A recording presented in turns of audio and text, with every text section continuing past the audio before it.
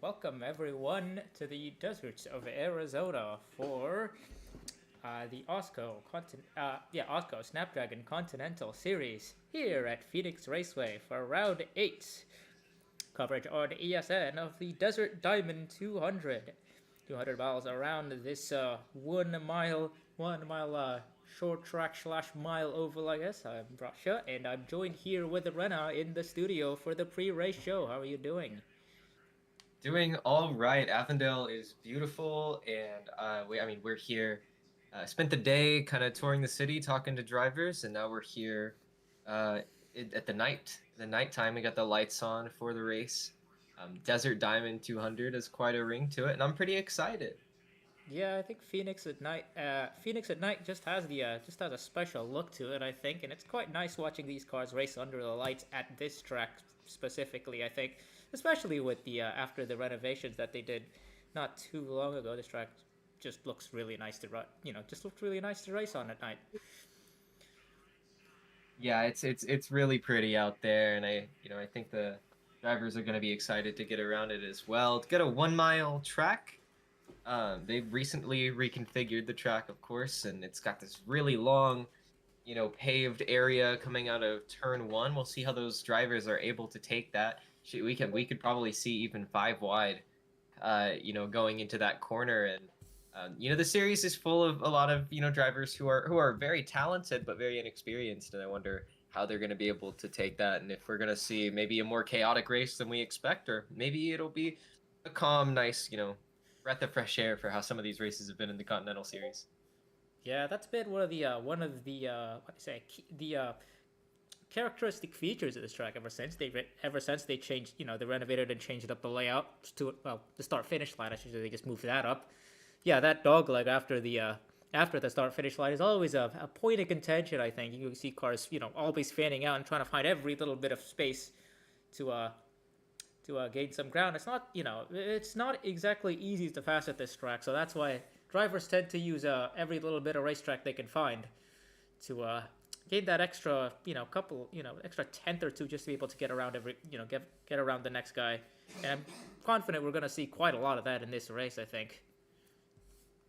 Yeah, absolutely. And there was a lot of talk during practice and after qualifying among the drivers and the teams about how this track would evolve, especially after all of the running this weekend. And obviously, it's not going to be nearly as much before the Cup Series, but for the Continental Series, we're talking about like the higher lane has been a big point of contention, and whether the higher lane, the upper lane, is going to be the best one for these drivers to take to try to gain pace, or if they can make the inside work pretty well. Obviously, you can set your car up pretty differently at this track to maximize one or the other. We have a lot of really interesting corners here. Typically, it's not a normal oval by any means. In fact, it's a little more like a pentagon if you really look at it too much. Like the turn coming over the start finish line is, pretty sharp compared to most. You coming across it while turning, which is, something you see at some short tracks like Richmond, but not often something you see. Usually you have the D configuration where it straightens out over the start finish line. And then you have obviously turn one with the massive dog leg, and it's very, very, very interesting. You come out of that and into uh, turn two or three, I guess, coming off of turn two. It's pretty sharp, pretty interesting. You have to slow up a lot if you're on the inside. It's definitely better to have the run on the outside, and going in taking the dog leg can take away your momentum when you get there. So you have a lot of things to consider, and obviously when you're driving at a track like this, you have to prepare each corner far ahead. And turn four is really interesting. It's kind of tight compared to the rest of the circuit, and there's a good opportunity for overtaking and side by side action going across the line. It's a beautiful venue, newly renovated, of course, for the NASCAR Cup Series championship race, and we've got a pretty good crowd here today. What do you expect to see with the drivers? Yeah, I mean, you kind of covered all the bases here that I was going to talk about, especially with regards to that outside line. I mean, during practice, we saw cars kind of try long runs on the inside, try long runs moving up to the outside, and it appears a couple of drivers are pretty comfortable with that outside line. So we might see some of them take that. You might see some drivers continue to use the inside line, but I think as we get to racing, I think we'll get to see which one of these which one of these lines what do you call it, dominates over time, over the long run, I think. And you also pointed out how you have to kind of be methodical, kind of in running your lines, especially in traffic. I think passing cars can be a multi-lap affair here. You kind of have to time your entries and exits of the corners really well to make sure you have to optimize your runs and make sure you're able to come out at least side by side with the car you're trying to pass and get to their inside, I think. So Yeah, yeah. and it's really interesting too, because in that way it kind of races like a road course where you're thinking corners ahead on how you're going to pass the car in front of you, and you have to get your braking down really really well and roll speed through a lot of these corners. There's obviously more banking here than there used to be, but it still races really uniquely. This little 1 mile oval in Avondale, Arizona. Who are you looking forward to seeing of this Continental Series field here today? Well, I think in terms of drivers that I would expect to be I would expect to be looking at. I'd probably be looking at drivers who've excelled on the shorter, flatter tracks in the Continental schedule this season, and that's kind of exactly where our points leader Eliza Evergreen is. I mean, she finished second in Nazareth. She won at Irwindale, and a slightly bigger track, Pikes Peak. She did finish second, so she's coming off a good run of form, and she's been typically quite good at these kinds of tracks. She's starting a little further back on the outside of her 13th. That'll be 26th. Starting 26th. Yep. Yeah, so we'll see how that works out over the course of the race. Maybe she might need a little bit of strategy to push herself up the field, but that's definitely someone I'd be looking at. Maybe in terms of someone that's starting a little bit further up. Maybe I think maybe looking at that front row, Oberman and Lockport. I think I've been pretty good. Oberman's been excellent in terms of just getting results here and there, just getting whatever it takes basically. And Lockport, whenever she's made races, she's run pretty decently. So as long as she can keep that up, I think she'll be able to move up the point standings here. She obviously didn't make the last race, but the last two races she made it and ran top 10 in both of them. So I think Yeah, and then Rose's teammate Alice Hageman is starting 11th as well. There's a couple drivers I'm looking forward to seeing, namely starting third, that 88 for RGB Racing, Madison Estrada. Both of her teammates DNQ'd for this race, Luxacumi and Karina Willis Calloway. She's the only car from her team to make it to this field, and she's starting on the second row. I'm excited to see what she can do. And there's also, Ponos Racing, I think that's what they're called, Liz Roberts and Shizzy Min, both starting in the top 10. We've seen some good things out of them, I think, at points this season, and looking for a win for sure. Anything else before we kind of get started with the weekend?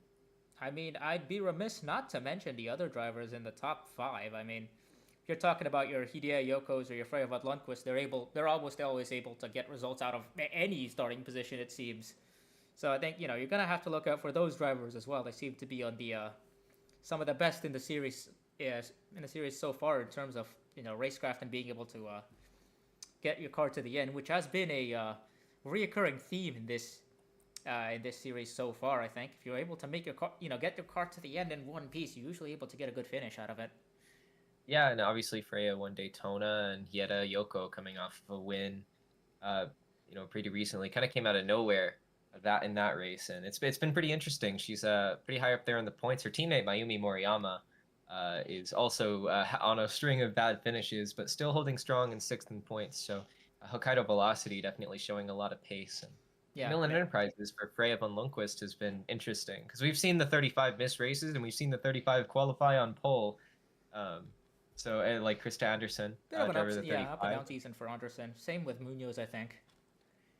Yeah, Munoz has had speed too.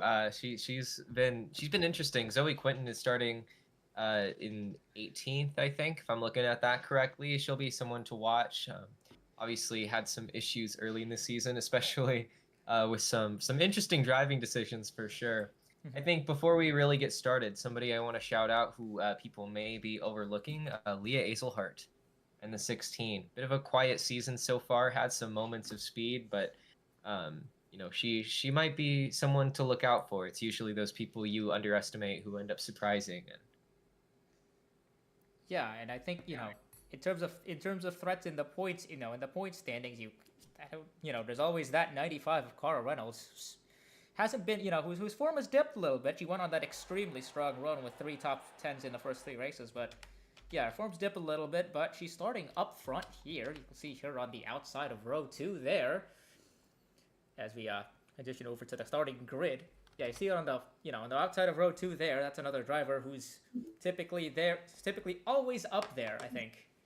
And getting those good finishes that, getting that you really need in this at the sharp end of the field, I think.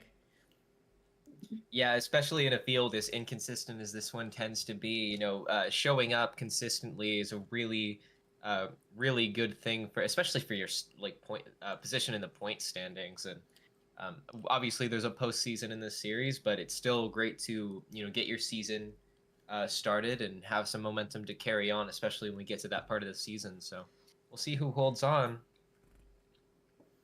Yeah, and finally, I'll bring up the strategy aspect to this race. As we said, passing can be a little bit difficult here, so maybe teams are going to be a little bit more flexible on strategy, kind of maybe take more risks and kind of maybe take bigger undercuts to see if drivers are going to be able to make the passes on pit road instead of on track, where it might be a little bit difficult to see, but that is yet to be seen, I think, as we'll take you to the booth now for the starting command and the start of the race. It'll be Echo and Madison, I believe, on the booth, so take it away. Yeah, welcome to the Phoenix Raceway here in Avondale, Arizona. Tonight we have 200 laps scheduled from this 1 mile uniquely shaped short track-ish. I guess it's a short track, yeah. It would count as a short track.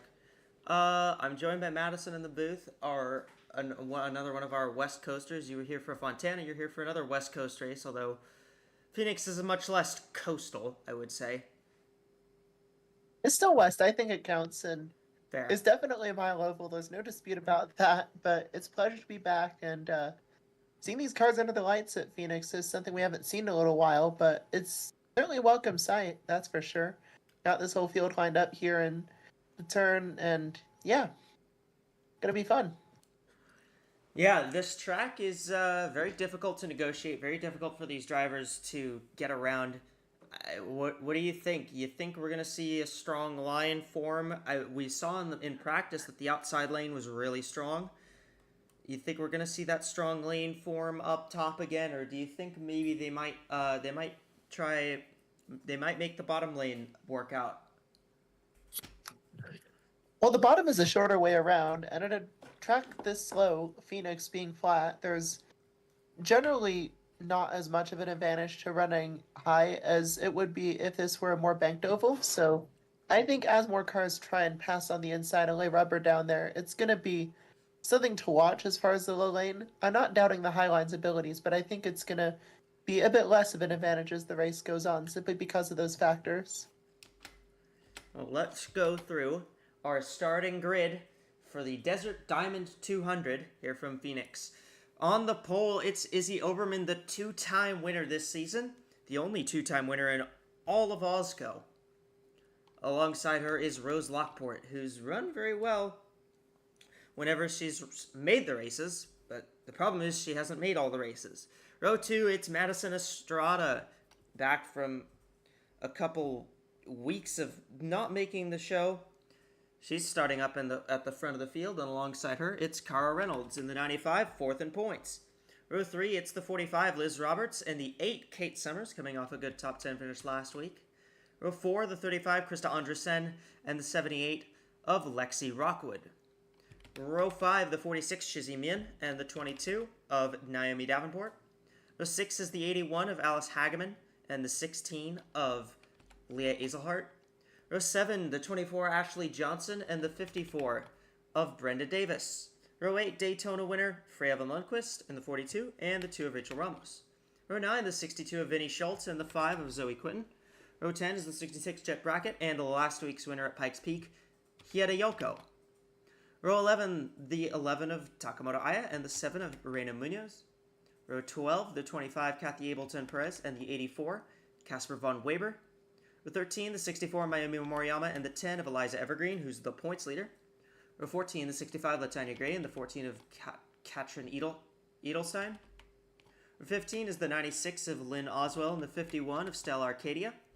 Row 16 is the 59 of Abby Buchanan, and the 31 of Larry Ramirez. Row 17, Rechar Provisionals, the 38, Isabella Fitzmaurice, and the 40 of Laura Sundale. Row 18, the 55 of Deborah Williams, and the 6 of Luxakumo. And row 19, the 4 of Cassidy Jones, and the 12 of Jackie Kennedy. So 200 laps. What do you think the biggest key is going to be in this race? This track tends to run green for long periods of time. What do you think the key is going to be in getting to the front in this one and just, having the race-winning pace? I think good, constant, well-rounded consistency and strategy is going to be the big thing, because you think about people who have been so successful at this track, like over on the NASCAR side of things, Kevin Harvick won 9 times at this track, and for many of those wins, he had a great crew chief in Rodney Childers atop the box. That combines both great driving and strategy together, and I don't see why that combo can't win a race here, especially if you're going to have a bit more of a challenge passing, and if there aren't many yellows for you to gain advantages as much on restarts. So I think just understanding those long runs, understanding what your car's doing, and adjusting for it, and not doing anything stupid is going to be the way to win this race. Of course, we don't have stage yellows here. These races play out just as green as they can, and we saw that. Start your engines. We saw that in the Cup race at Denver last week, where we went 121 laps under the green flag before we finally saw a yellow flag come out in that race. All right. Cars are rolling. We are about to get underway here from the Valley of the Sun. Pace car is off. It'll be Oberman and Lockport who will lead them to the green flag. Restart zone is a lot later in the track than it is at many other places. It's well in the exit of turn. It's right at the exit of turn 4. So the pace car has a long time to go. Here we go. Green flag is out. We're racing from Phoenix.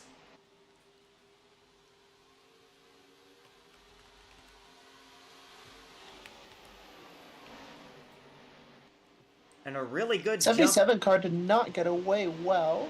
Yeah, the 93 got a really big jump on that start. We're seeing them go 4 wide for the back here in the pack, as on these starts and restarts, you're trying to get every position you can, because it's so tough to pass here. They're still 4 wide. Yeah, they're going to duck down onto the apron there, many of them, and then come right back up. That can be sketchy, but they all make it through that time. Still a lot of 3 wide through the pack, as they know that if you're going to make up a position, it's going to be now. Yep. We're seeing cars get very close to each other. Sideways off the corner, too.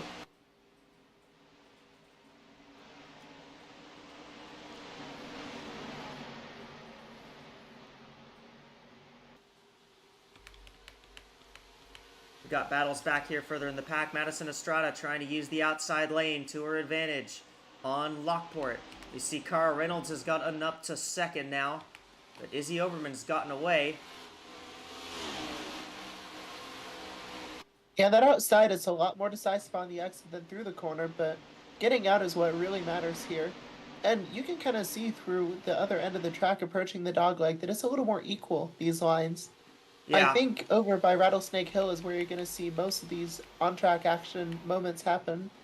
Still 3 wide further back. I think this is where the inside lane is a little bit stronger, is down here in turns 1 and 2. But in 3 and 4, especially on exit, the outside just gets such good pull that you just can't really make it stick very well.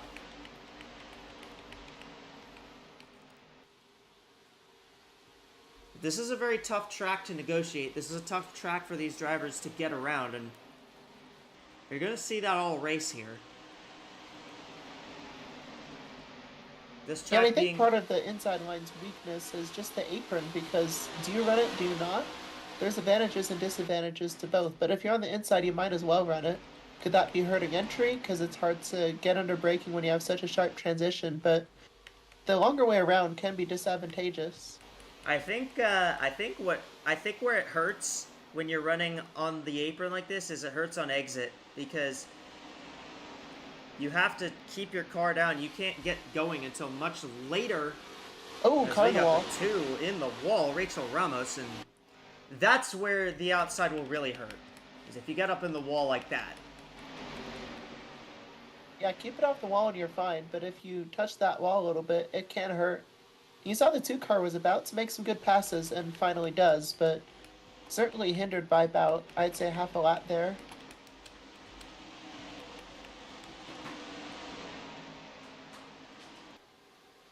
Top 10 single filed out for now. And this is going to be kind of how it plays out for a while, just because this is a track where you kind of need to drive well.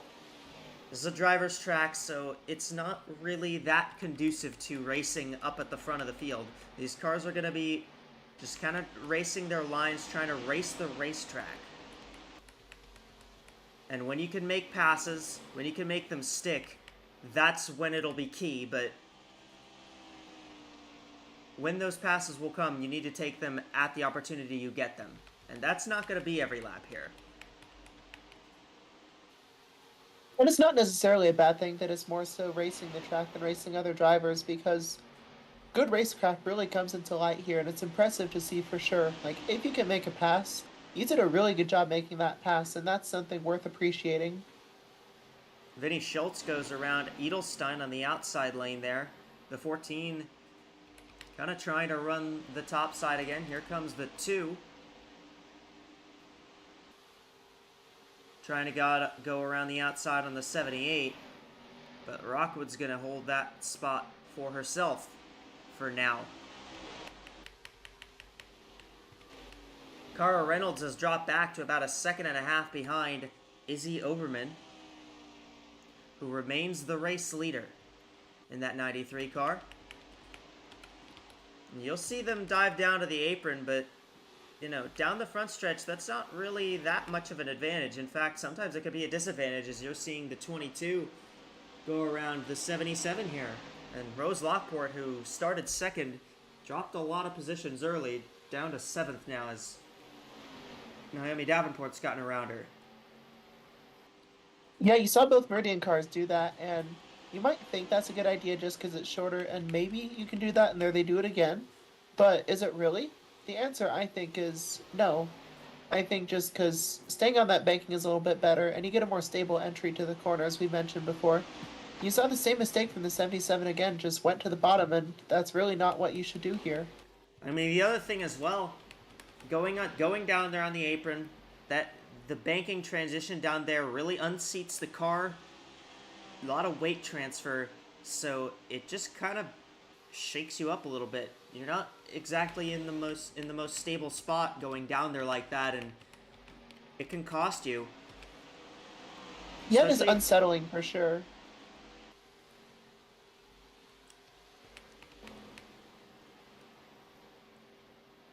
Kate Summers is pressuring Madison Estrada here, and here comes the 8 car trying to go around the outside once more.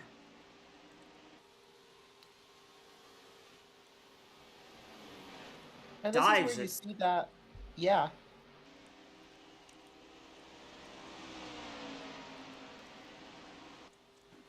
You see, if you're just able to hang there on the outside, that's where the key is, and the 77 actually able to get back by the 22 now.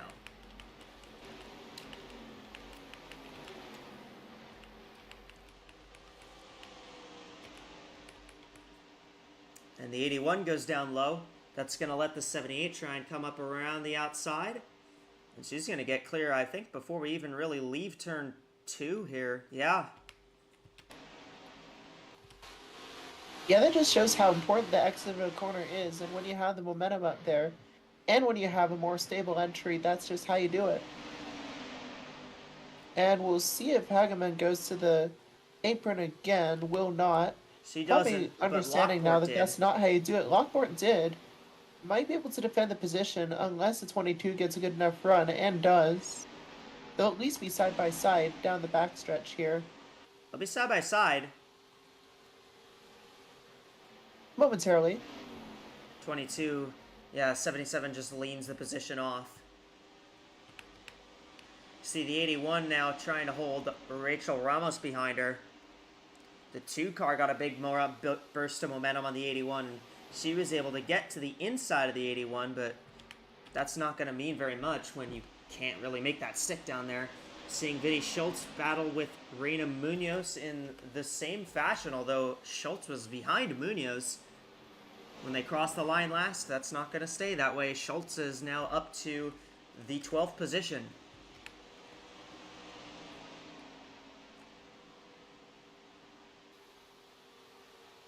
Gonna lose another position here if you're the 7 car by going on that apron, and that seems to be sort of a, again, as we mentioned several times before, tempting for the drivers, but that's just not what you should do, yet they keep doing it.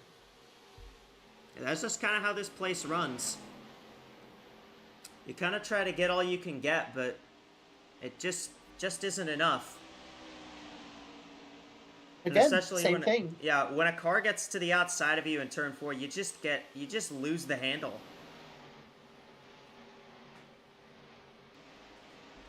And Munoz is going to be able to hold the 14 behind her. See, I think this is the thing, is if you can get a good enough run through 1 and 2, and you can get clear of the car on the outside that's, you know, challenging to your outside, that'll help you. You'll be able to make that stick, but that doesn't always happen. I think at least on this end of the track, it is starting to get a little bit better for the low line in those corners, but still needs some work on the banked end of the track. Yeah. Here in 3 and 4, this is where it's kind of dicey still. Seeing Kate Summers kind of reeled in Cara Reynolds in the 95 car. 20 laps complete here from Phoenix. And Oberman's led them all in the 93. Yeah, 4 seconds has been stomping on the field so far. Yeah, I mean, this hasn't I wouldn't say this hasn't been, you know, there hasn't been any action. Like, there's definitely been quite a bit of battling around the track. Just really not for the lead, but, you know, you don't always need battling for the lead. Yeah, exactly. It's okay to have a decisive win every now and then. That's just how racing is. Not everything can be a barn burner. I mean, let's not And we're talk only about 22 wins laps yet. in. We're 20 laps in. Yeah, I was going to say, like, things can change plenty quickly here. Summers went way wide. That might honestly be a little too wide. Yeah, there's certainly been chaotic moments at Phoenix before. We know that pretty well. Oh, wow. The 93 has... From the lead. From the lead, Izzy Oberman has had some kind of mechanical failure. Well, all right. That may be terminal. Wow. That Summers is going to get the lead. Race, and now we do have a battle for the lead.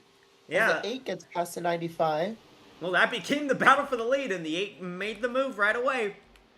Well, okay. Apologies to the 93 team for something of a commentator's jinx about how that lead was so big and how it was looking like, you know, there's not a battle for the lead. You might be able to make the race work.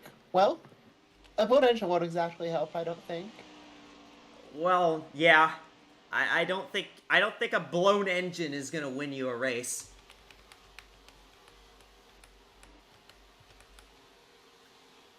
It's gonna win the mechanics of experience, but that's about it. Well, it's gonna win them the race for last car. Also true. Yeah, I noticed that I saw you know, engine smoke I saw kind of like, you know, gray smoke coming from somebody down the back straightaway, and I was like, did someone blow up? And I cut, to the pit lane, and it's like, oh wow, that's the leader that's lost an engine. And now here we go. We got another battle for the lead. Here comes Reynolds around Summers. And Reynolds will take it. 95 car will lead a lap, and that's worth that's worth a bonus point.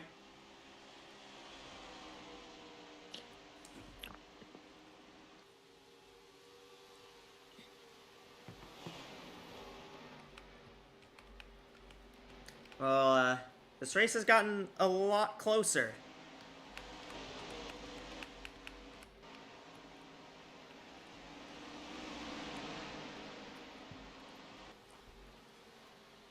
Yeah, that's one way of putting it. Certainly pit entry a bit slicker, too.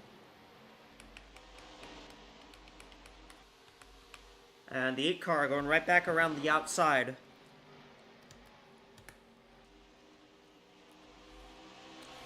Rena, you got anything on the 93?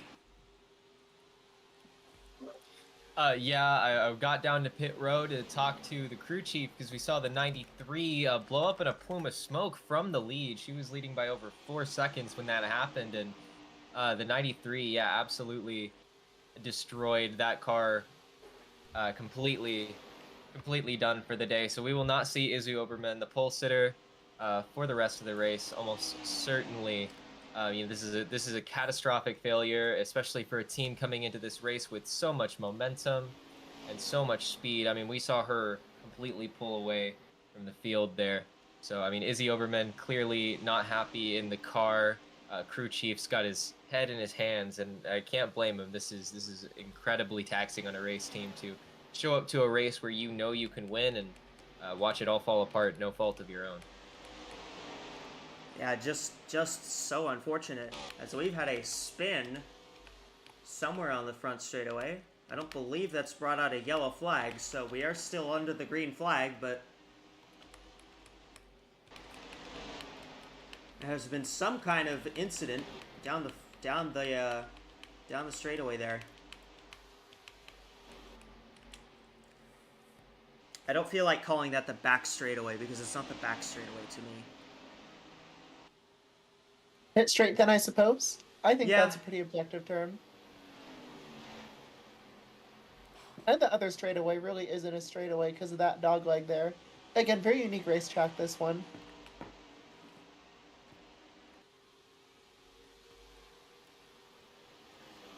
Yeah, ever since they reconfigured it, this track's, all of the turns changed and everything changed, and it just feels, I don't know, it just feels off to me as someone who...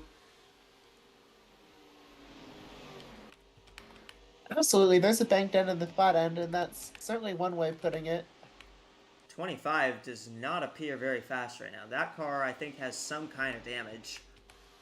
Do you think maybe that was the car that spun, being so far behind like that? I think...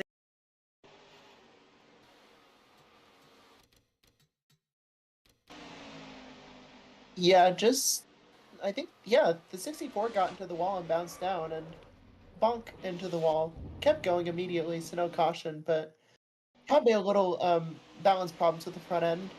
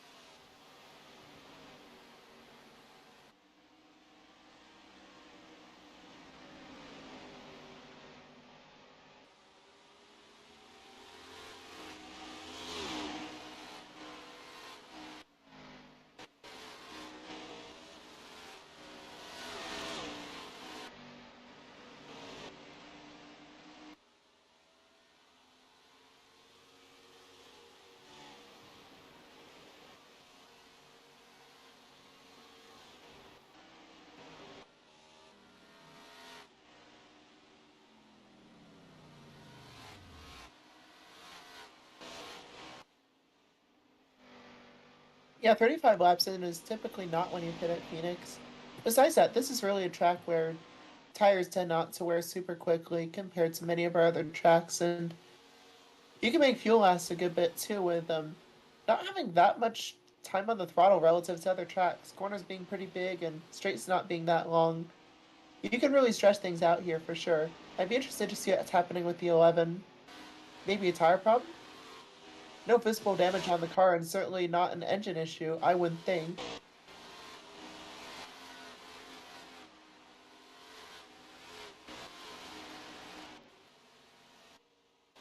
No apparent issue, I suppose?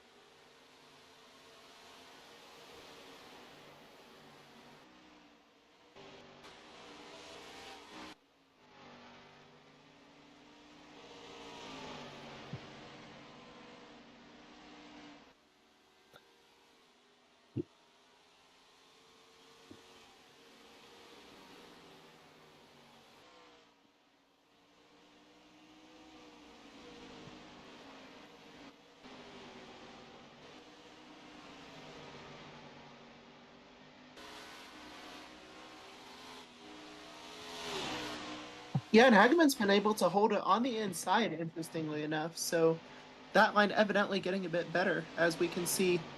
The exit for Rockwood, again, pretty good, but I wouldn't necessarily say decisive. Well, that time it was, but I would still say they've been able to go at it for a while.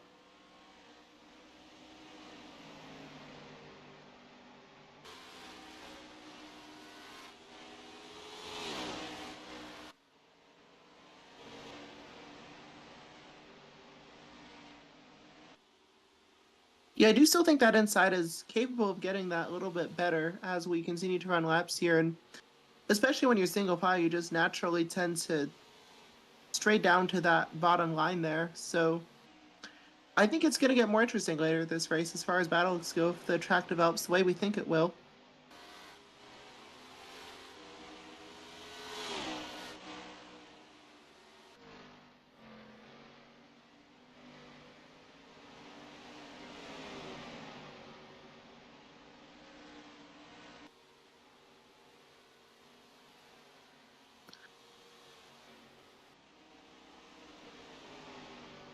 Yeah, I've seen cars get pretty tight out of the corner, so yeah, definitely an issue. I bet after pit stops we'll see that change a bit more as you're going to have drivers telling their crew chiefs, I'm so tight off the corner, it's like 5 out of 5 tight, that sort of thing, and they will make adjustments, only for them to not be very good after that run as well. So this is definitely one of those tracks where things change a lot.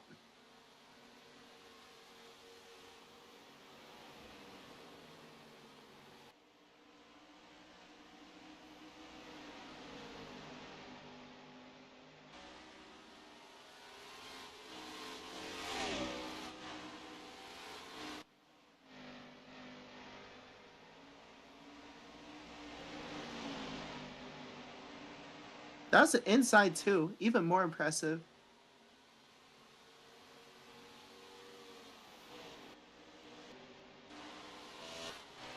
That issue is about what, lap 35? Yeah, that's a significant difference, it would seem. So maybe tire wear a little bit more than we had thought coming into this race, and that's not a complaint. It's just something of a remark about just tire life here, I suppose.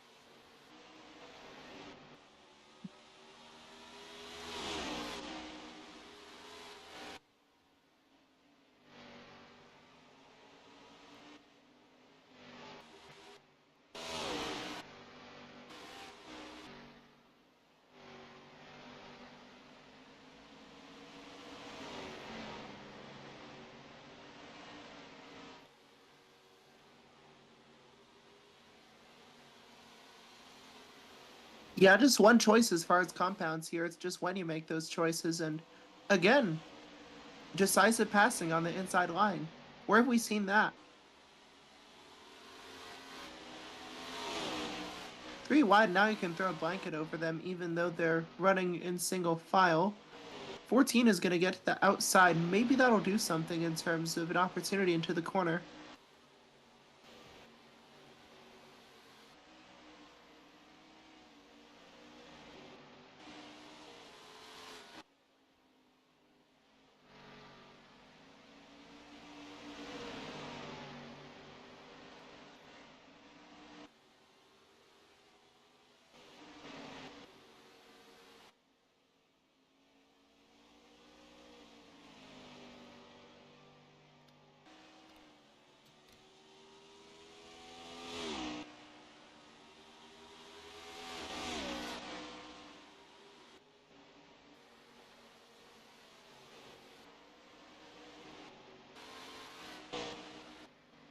Fall asleep to about 40 cars just running around this track at full blast. With the action too?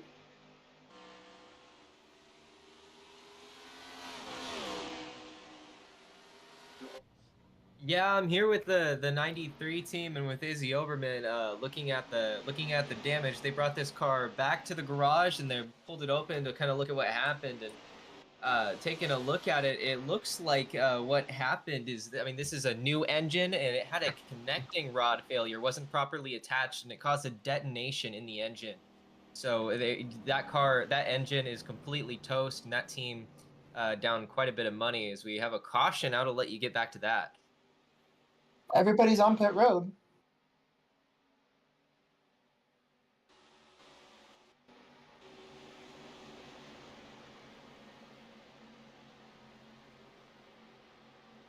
You saw the 11. That's about all you need to know.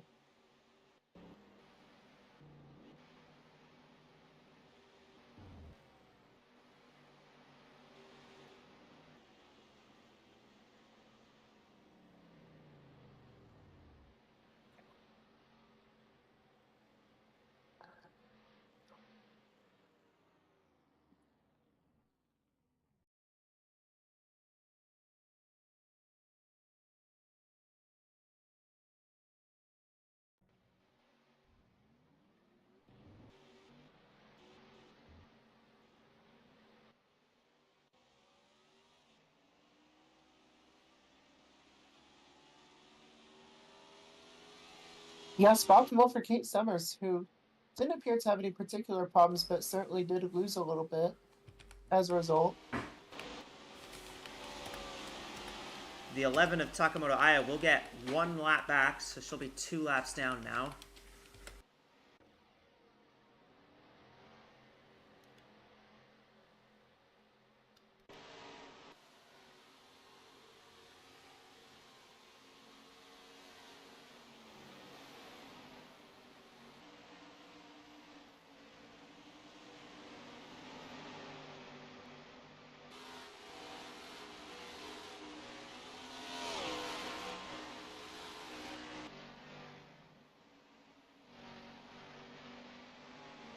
Is parked on the high side of the racetrack and stayed there, getting precariously close.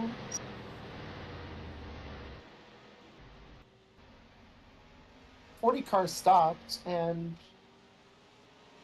somehow everyone avoided her.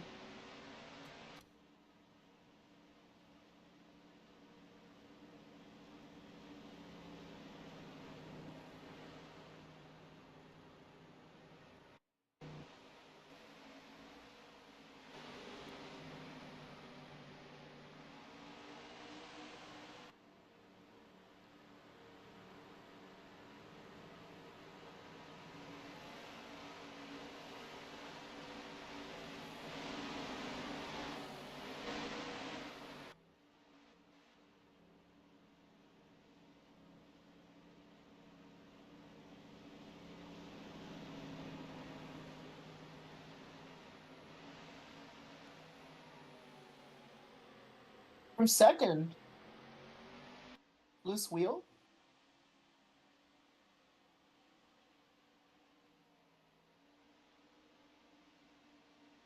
Yeah, maybe a loose wheel on the 8, bad pit stop, because we saw them lose the lead to the 95, and now with this on top of that, that's just injury to insult, really.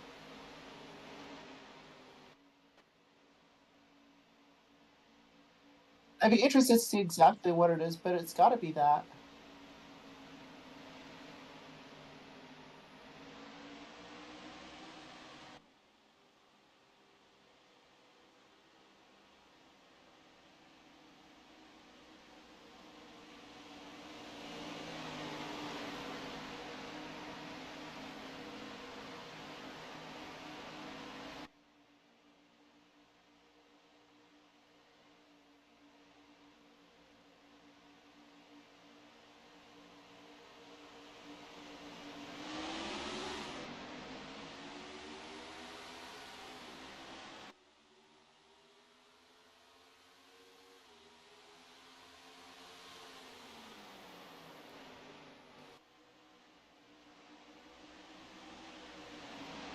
Yeah, thought about making a move for the lead, but didn't quite have that much gumption. Car on pit road.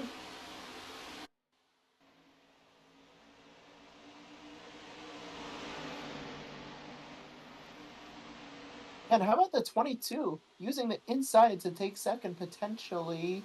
Not sure if that's going to hold into turn 1. Still side by side momentarily. Still at the quarter panel.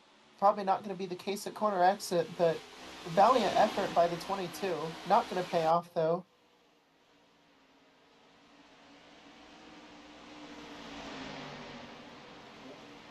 Yeah, I'm over at the Uberman Enterprises 24 pits, pit crew and team, and I mean it's tough over there. It looks like they had an issue with their brakes, going on, and they the 24 kind of had the opportunity to jump down pit road so they can get the disc replaced hopefully and get back out on track. As you can see, yep, she just left the pit stall. Ashley Johnson going to get back on track. Unfortunately, set back quite a bit. And I'll head over to the 8 for Kate Summers here momentarily. Yeah, if there's one track that you really don't want to have brake problems at, it's probably this. Being as fast as it is and as brake heavy as it is. We've seen brake issues with cars before that have not ended well, so good on them to make that call when they did.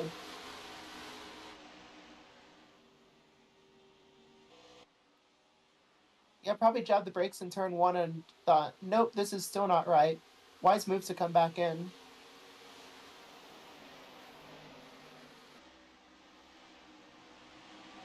Safety is paramount, yeah.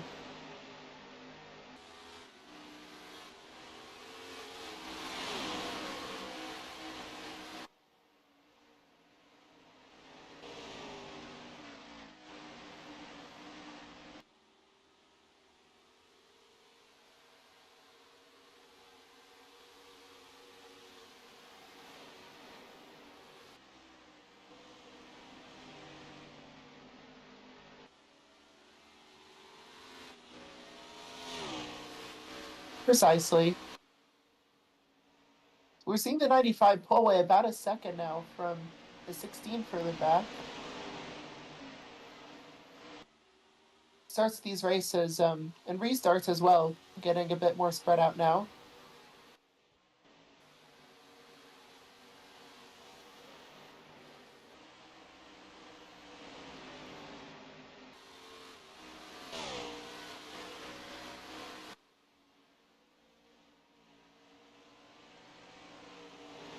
Obvious that you're all like right together at that time, so that's about as close as you're going to get. Though it is different from the start, with the start being double file and restarts in this series being single.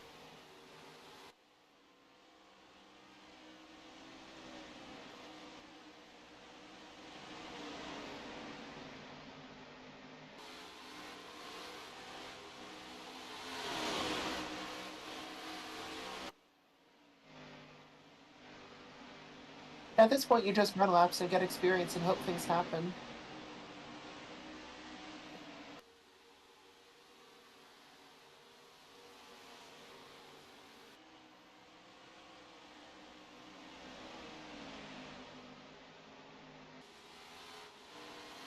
Can't quite get there. We'll hit the wall doing so.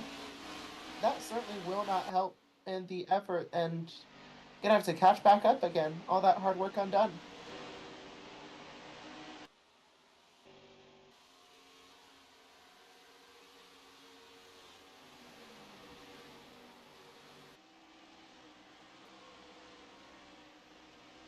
Lead has remained about a second. Yeah, I'm here talking with the team, trying to figure out what happened. It looks like during the restart or during something going on after that caution, the 8 car had some kind of damage happen to the control arm on that left front wheel, and I guess while she was pacing under caution, it disconnected, and they managed to get it back to pit road, but it had destroyed the wheel well by the time they got it back. So there's no way they're getting that 8 car in for the rest of this race. It seems like they're just gonna rack it up and try to do better next week.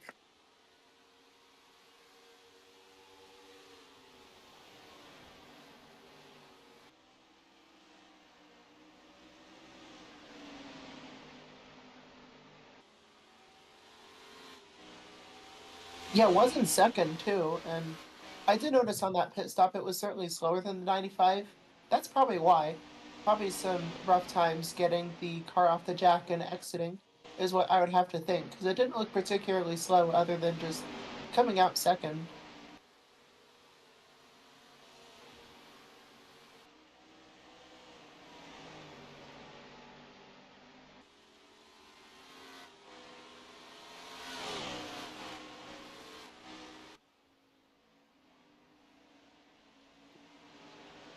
Yeah, that lead was hovering at about a second, but is starting to grow as the run goes on. And when you have that clean air, you can just do that, really. By another 3/10 that time, might I add.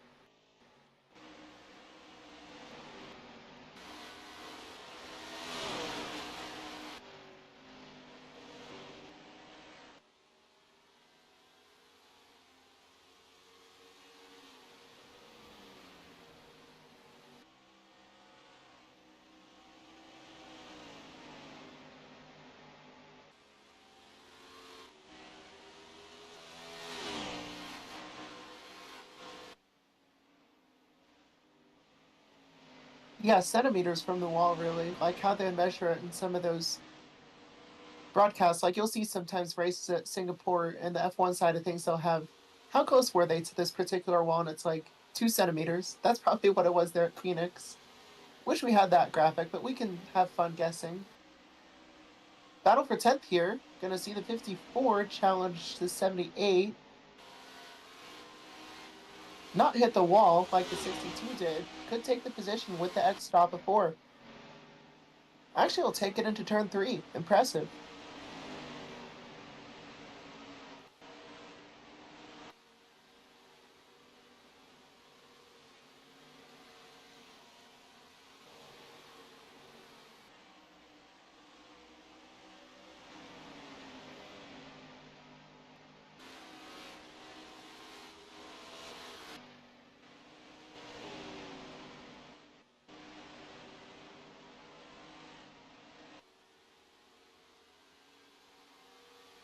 Yeah, that front shrunk by about 1/10.5 that time.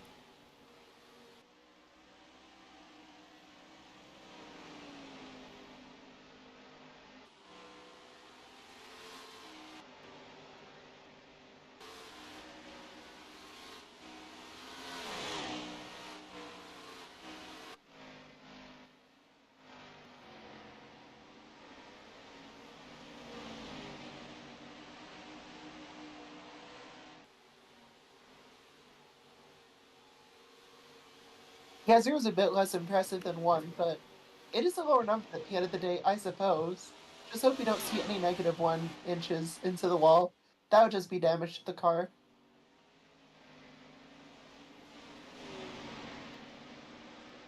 Let's get our physicist. Oh my gosh. 88 car really ran up the track and looks to be slowing down.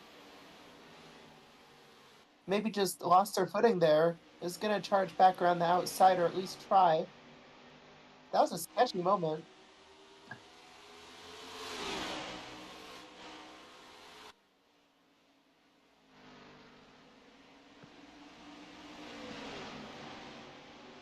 Well, that just shows how good the outside is, even if you get up there by unconventional means. As long as you make it work, good.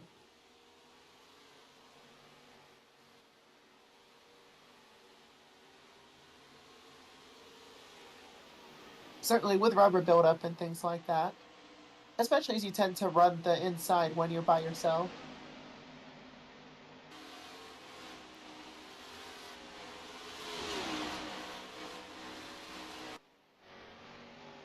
And there's my Yumi Mario. There's my Yumi. Okay, someone is echoing real bad. It's you. Slight audio issues in the booth here at Phoenix.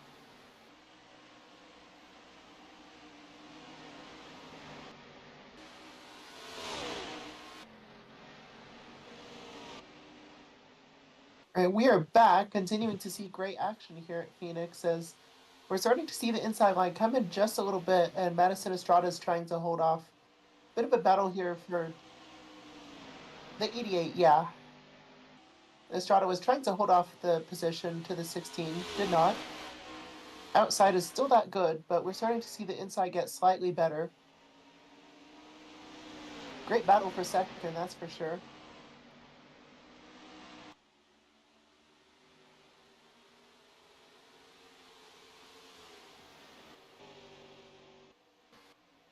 Yeah, now it's a battle for third, really.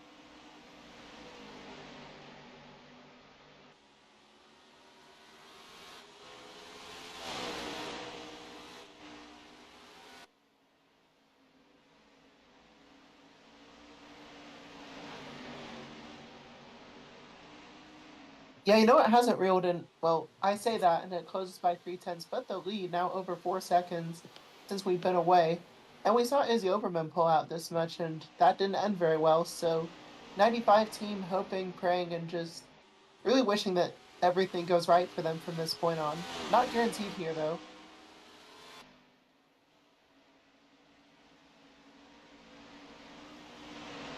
Yeah, this car, the lone exception.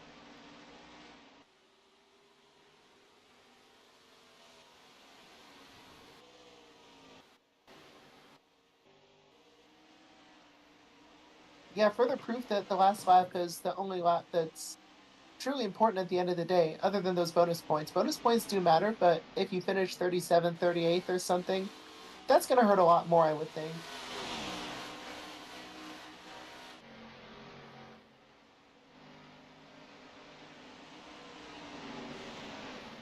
Lap carb Ashley Johnson runs high. Not necessarily bad, but she's not competing for any position, being sub 6 laps down after brake issues.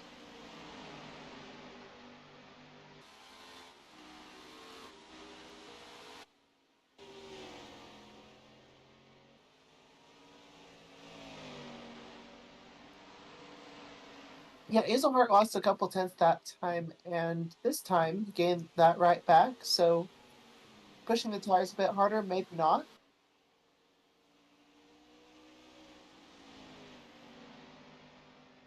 Yeah, it says a lot about the leader. Maybe pushing a bit too hard, not managing that gap as well as maybe you should. Because if you have a gap of 4 seconds, maybe that's a little too big for your liking. Well, for the crew chief's liking. If you're a driver, you don't care. You're going as hard as you can.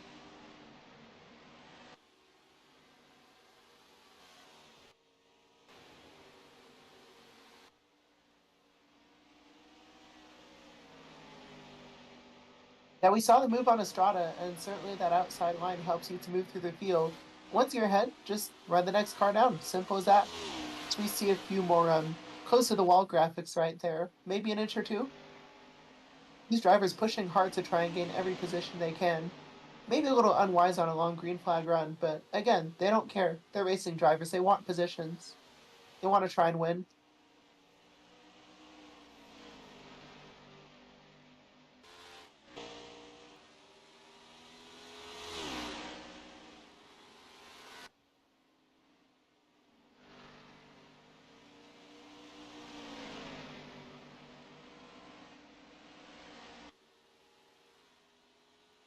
I can believe either theory, as the 95 gained a little bit that time, probably as a product of these two battling.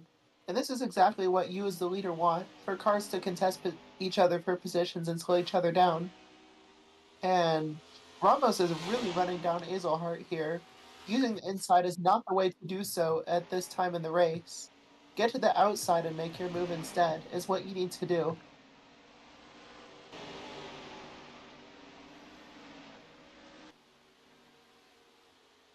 Absolutely, car confidence too. Probably not going to ask for many adjustments in this next stop.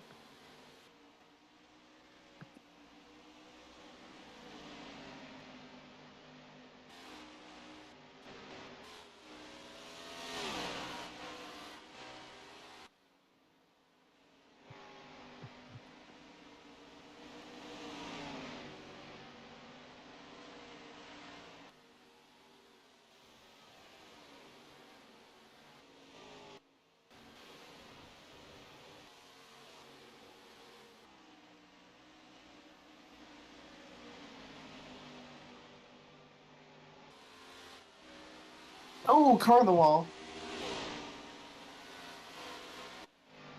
Yeah, I got you. Down on here on pit road, talking to a few of the teams, notably a couple of the drivers who've had tire issues today. Looks like after talking to a lot of them, these teams were not prepared for how aggressive the tire wear was going to be. They figured it would be worse as the weekend went on, but no one expected to see tires coming down after the first one with cording. Not quite as catastrophic. You are able to save tires pretty well here, but just by laying off the throttle a little bit. But the surface here at Phoenix is certainly a bit more abrasive than a lot of tracks, and it's starting to show. We talked about in the pre-race how this might be more of like a road course type track as far as how you drive it. And that's definitely showing in the tire wear profiles, where you're starting to see a lot of wear on the front tires, and as a result, we've seen a couple tire blowouts, just blowing right fronts mostly, putting a lot of pressure on the front going through these corners. So tire wear is pretty aggressive here, and these teams are trying to learn how to adapt on the fly.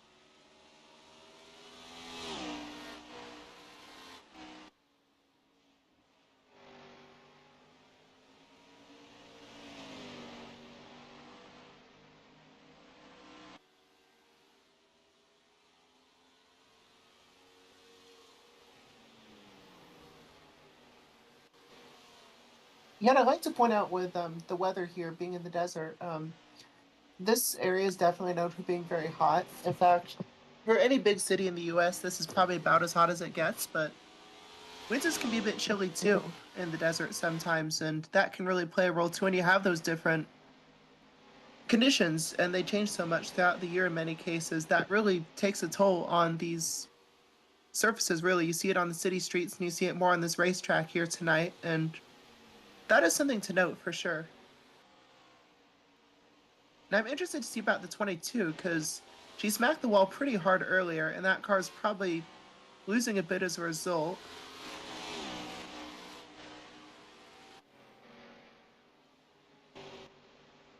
Probably got away lucky there then, because that was a pretty hard shot from what I saw. Now battle for second here. Ramos passing Azelhart, finally getting the outside. He's going to use it masterfully. That is a really, really fast car. I'd be surprised if they did adjustments on this next stop.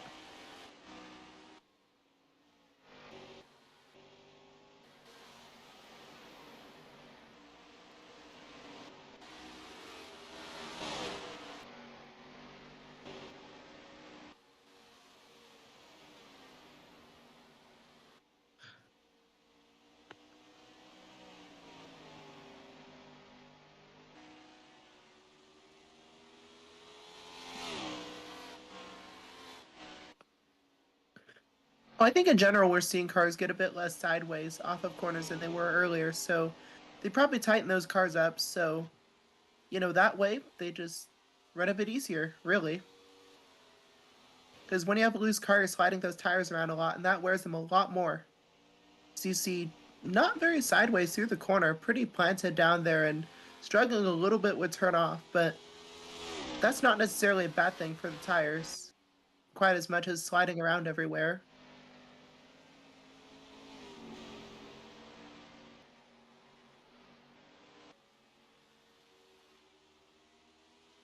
Another 3 this lap.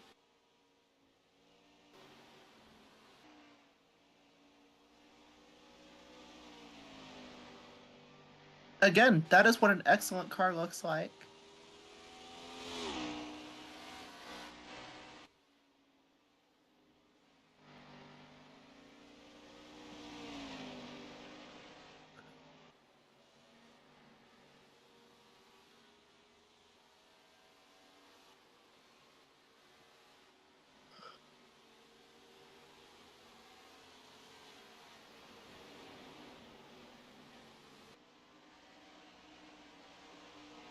Off the corner, looks like she will pretty easily. That situation resolved quickly.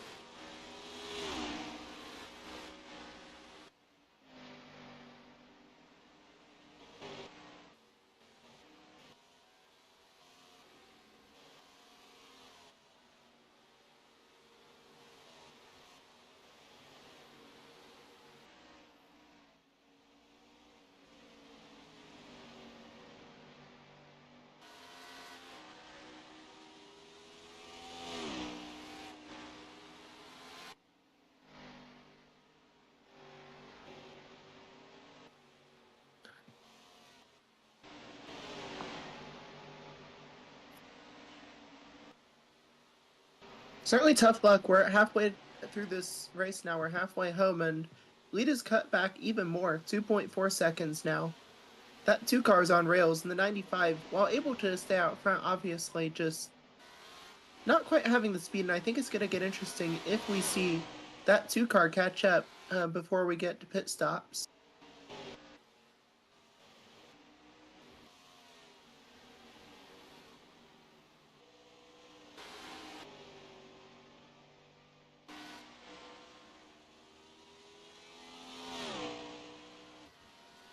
Oh, that will play a role for sure.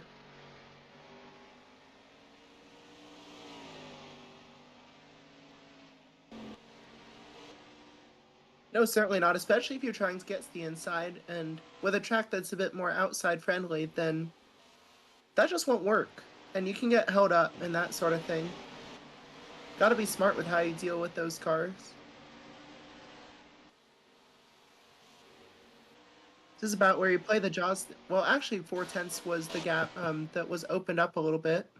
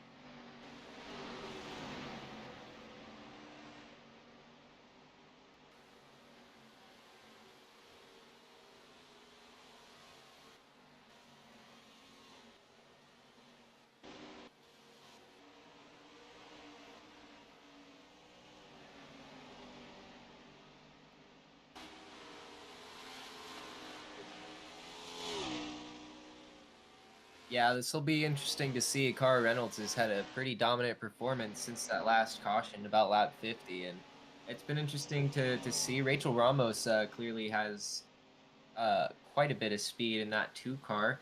And seeing her chip away at the lead slowly but surely since she managed to get around Leah Azelhart for third. Madison Estrada obviously holding strong in fourth, and Kristen Anderson now up into fifth, kind of quietly been moving up through the field slowly but surely.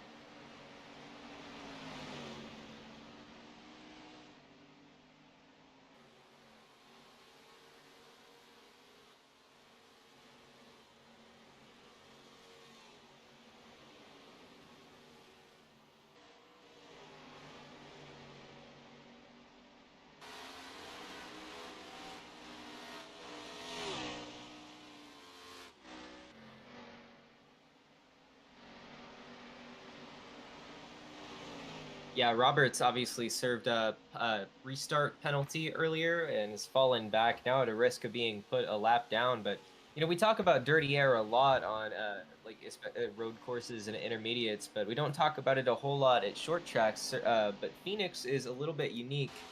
Dirty air can definitely play a big part in the stability of your car, and I mean we talked about how hard it has been for some of these teams to kind of stay ahead of the track, and this track is really unique in terms of how setup dependent it really is.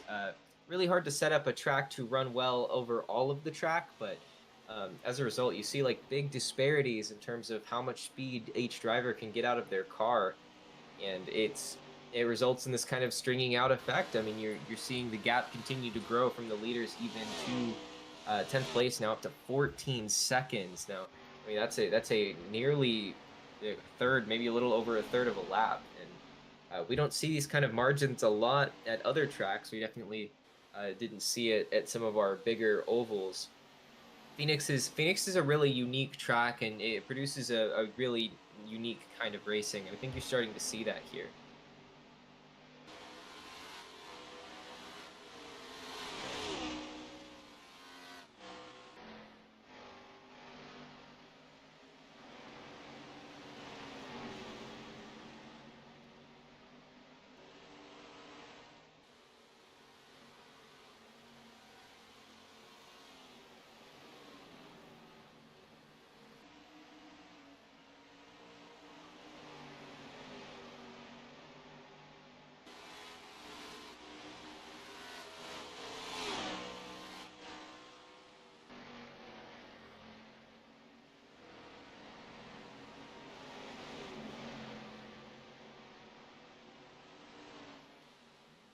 Yeah, I would also point out. Ooh, that looks. Is that another Uberman Enterprises car?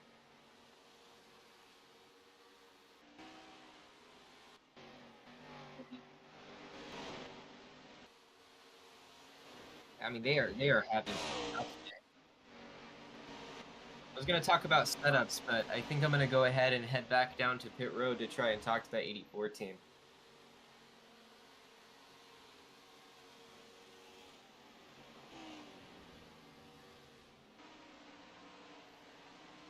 Yeah, I think what you're gonna see towards the later part of this race and this final set of pit stops that's coming up, if we don't have a fuel mileage finish or anything silly, these last set of adjustments these teams do to their cars is going to decide the winner.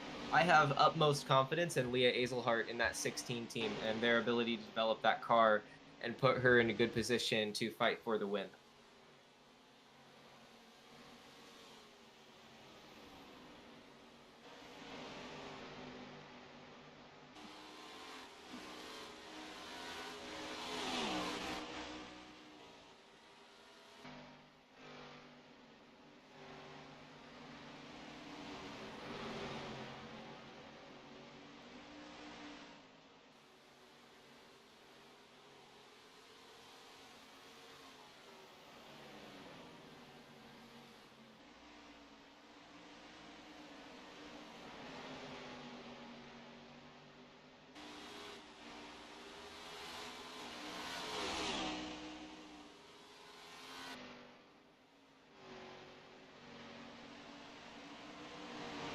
Yeah.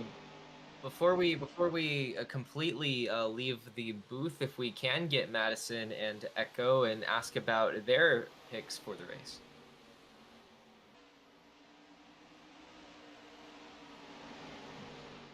Well, I for one have to concur with Rashia here, which I know, blah blah blah blah blah, whatever, same thing. But the two cars been particularly impressive. I think has really closed in, has been excellent in terms of passing cars. As she's gonna try on the 95 to the inside, at least consider it, which doesn't really work, but clearly has the fastest car. I think Madison Estrada will be still interesting to watch this race though. So keep an eye out on the 88 car for sure. What do you think, Echo?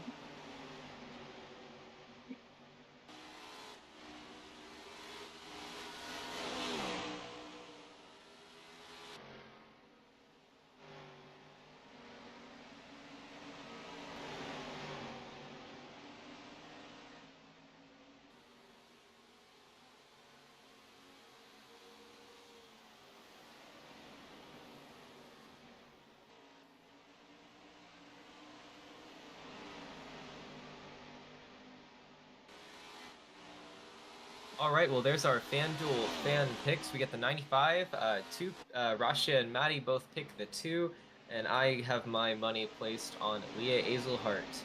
So we're gonna head out. I'm gonna go talk to that Ubermen Enterprises team who's having an interesting day, and we'll hear from you later. Back to the booth, Echo and Maddie.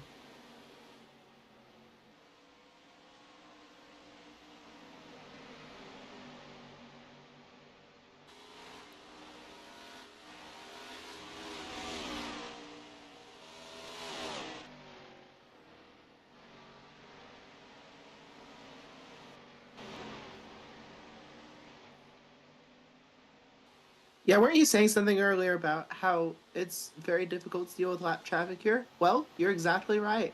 We see lap cars go double wide here, and that is not what the leaders like to see. Two cars gonna try and get beneath the 95, but we know well that's not gonna work, and situation continues.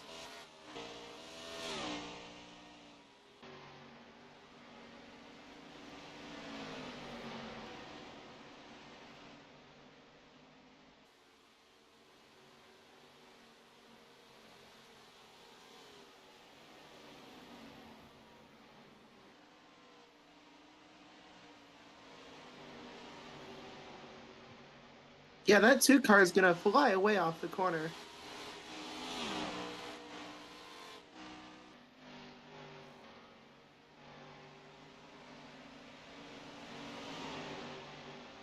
Now, could that change with lap traffic? We'll see. Now, they haven't actually lapped many cars yet on pace from what I'm seeing, and certainly aren't looking to do that anytime soon here.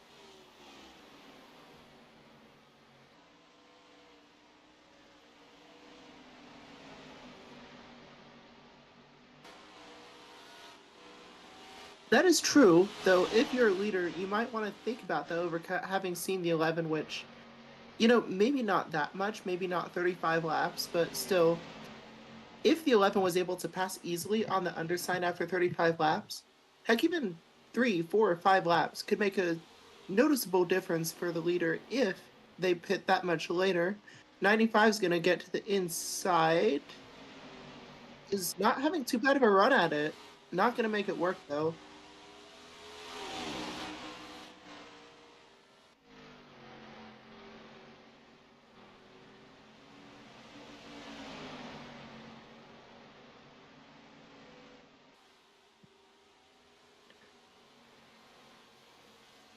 Nothing necessarily wrong with defending your position on the lead lap. Even if the leaders don't like it. Well, on the lead lap, but yeah, at that point you might as well just give up. But they're racing drivers, they don't do that.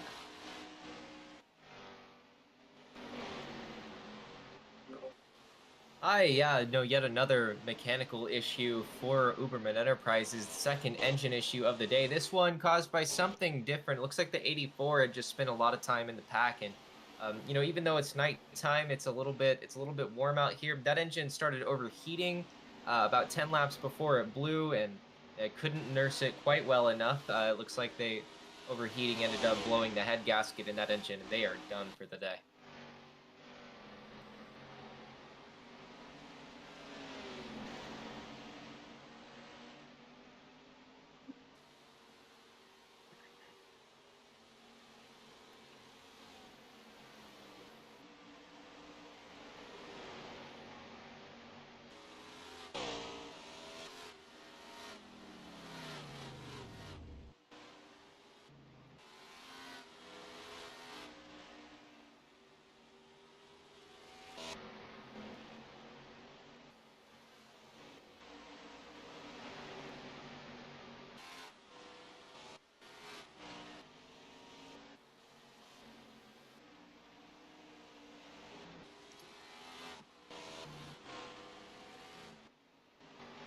Still on track, I believe.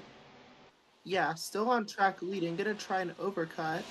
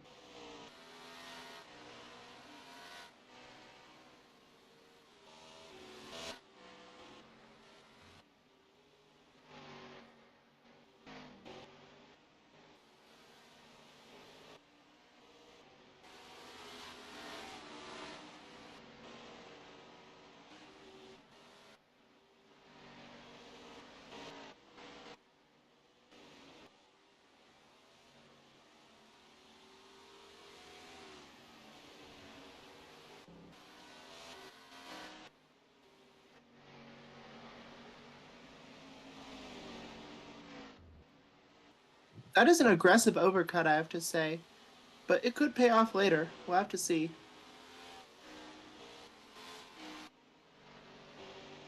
Yeah, there's always a fine line between trying something bold and trying something stupid.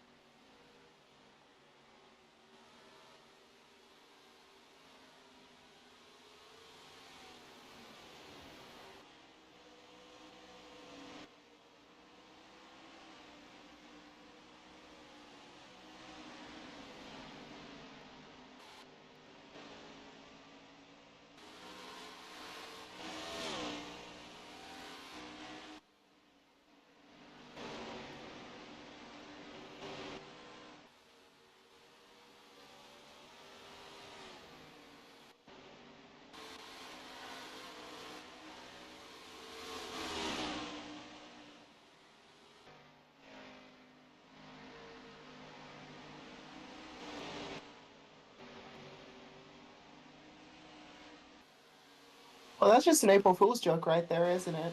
I'm pulling up, guys. Never mind, no, I'm not.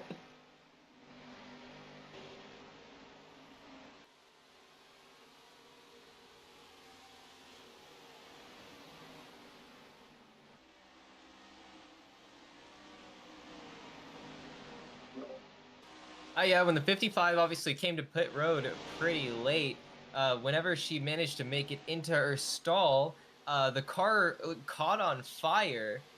They managed to put it out pretty quickly and get the car back out and running, but definitely a scary moment for the 55 and that crew. She manages to keep that car going and save their day.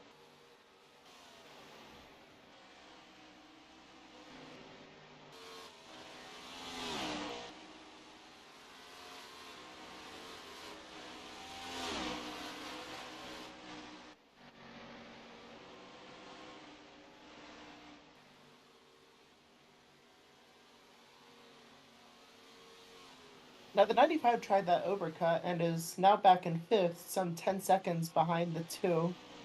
Definitely too aggressive. Not gaining.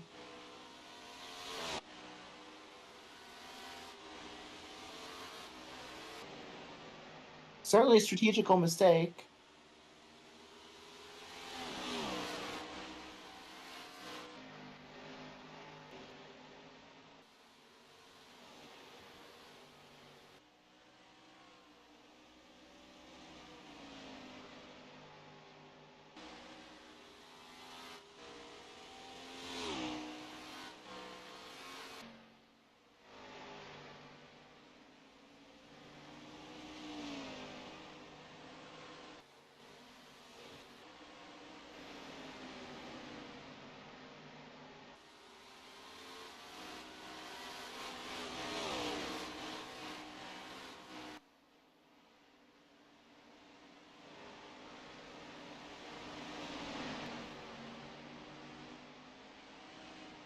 Yeah, I bet they probably had a conversation about that, whether it's the race sanctioners or the people, like just the drivers or the teams or whatever. They certainly had something to say in this. It made a difference.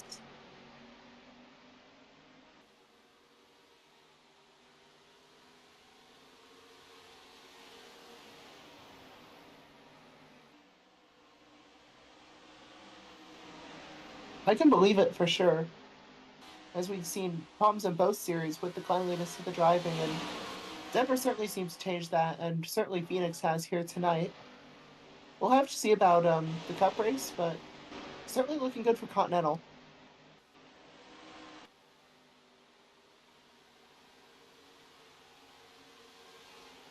They do their own thing. They might as well be Pacific. This is West Coast propaganda, in case you're wondering for those East Coasters back at home. But we have a race going on. That matters more.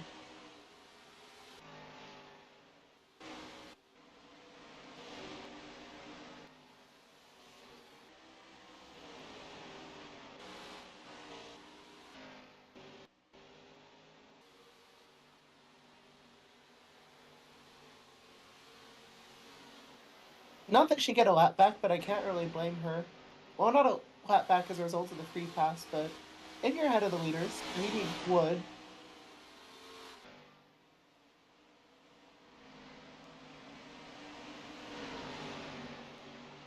Yeah, lap back on merit.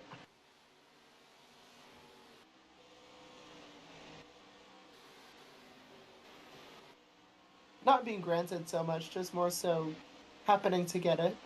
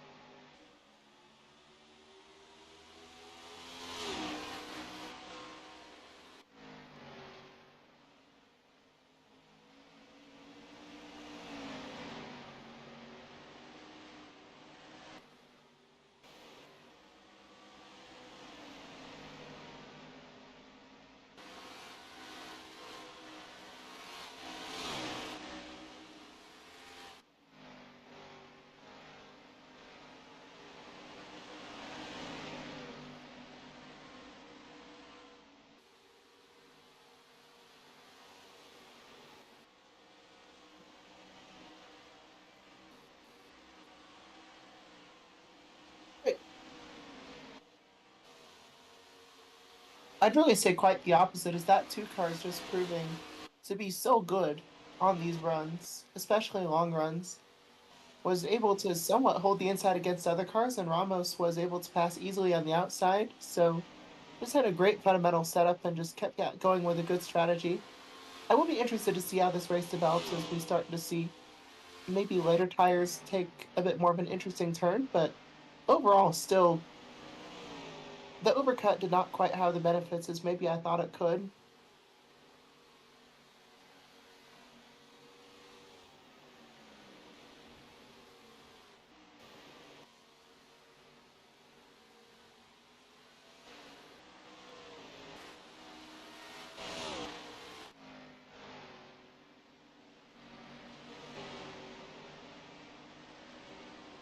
I mean, you've got to come if that's the case. There's no way you don't.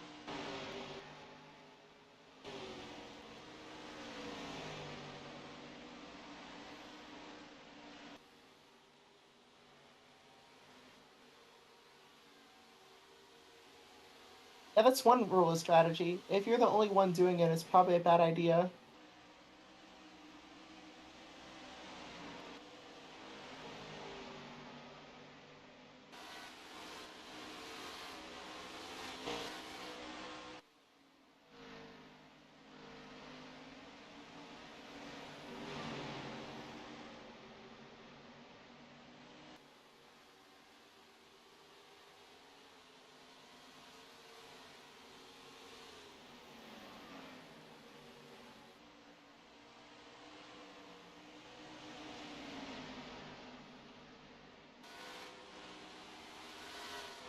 That looked like a very easy pass, even by Phoenix outside standards, so I think maybe the overcut will help with those few passes, but in terms of battling for the win, I think that's more of a long gone dream at this point. Unless lap traffic has a role to play.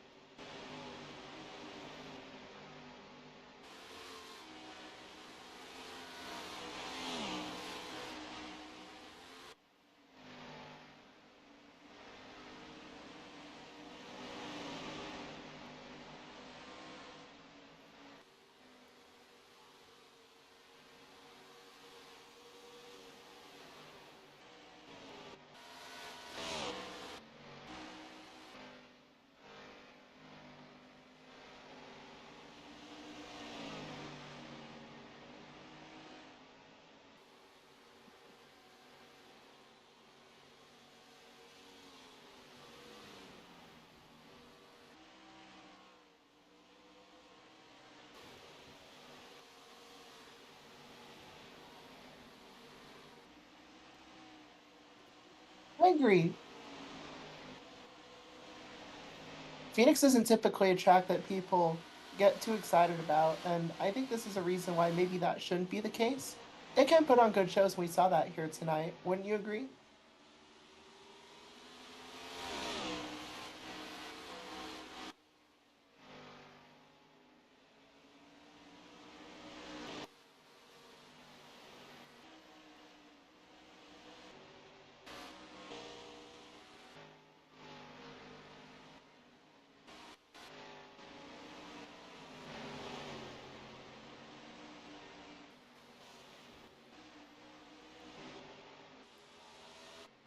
And as we all know, a caution changes everything. So if you see that yellow flag fly, stay tuned in, keep watching. Even if you don't, still keep watching. It's going to be interesting seeing these cars make out position and see the best drivers and teams win at the end of the day.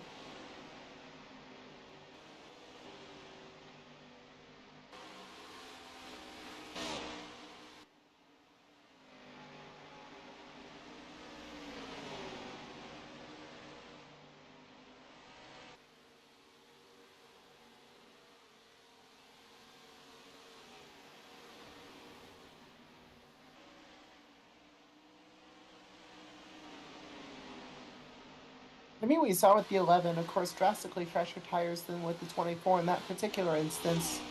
That did work somewhat, and even with the 2, if you have an insanely good car, you can do that sort of thing. But yeah, those fresher tires can make a difference. I'm still waiting to see a bit more of that out of the 95, but did close in significantly on or the 16 there.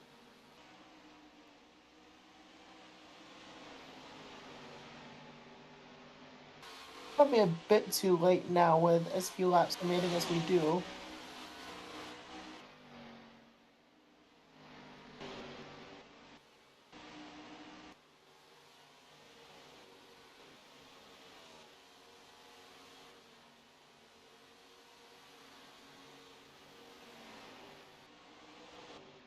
Yeah, never mind 2 positions.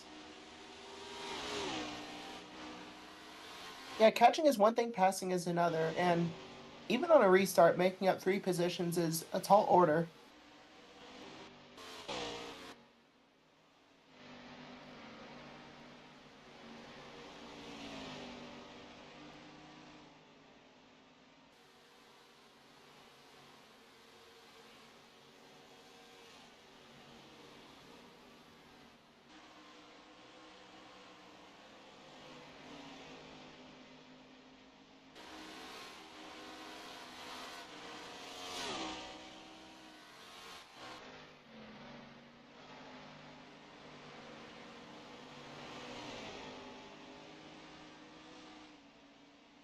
Yeah, and along with that, that is where the pit crews are paid their money. That is the money stop right there. That is where races are won and lost on pit road when all those cars are so close. Well, we kind of saw that there with the 8 car earlier. Of course, still would have been second even if she had taken the restart, but mistakes on those pit stops really cost near the end.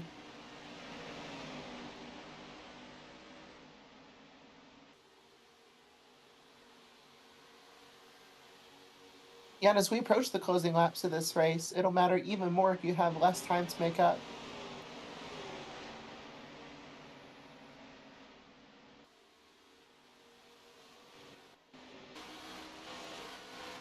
Yeah, you made your bed, now lay in it, pretty much.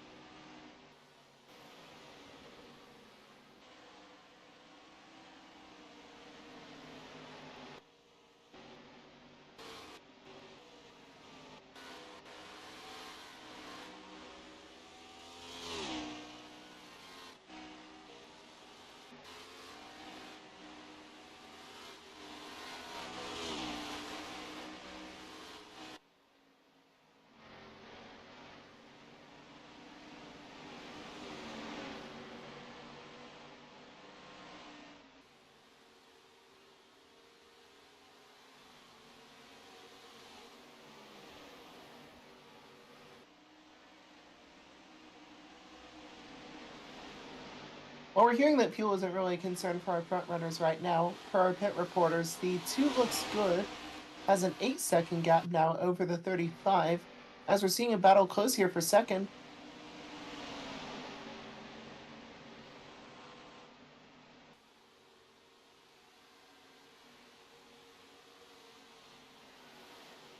Yeah, it looked competitive earlier, not so much now.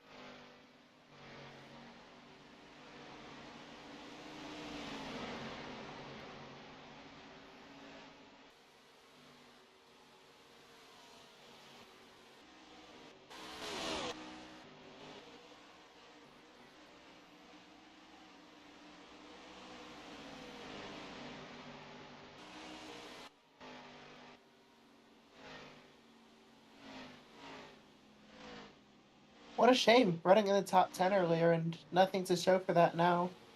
Not even a lead bonus.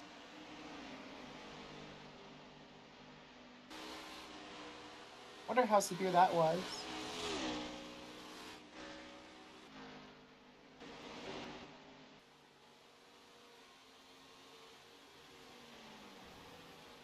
And that smoke looked a bit putrid. Didn't smell too good from our commentary box up here either.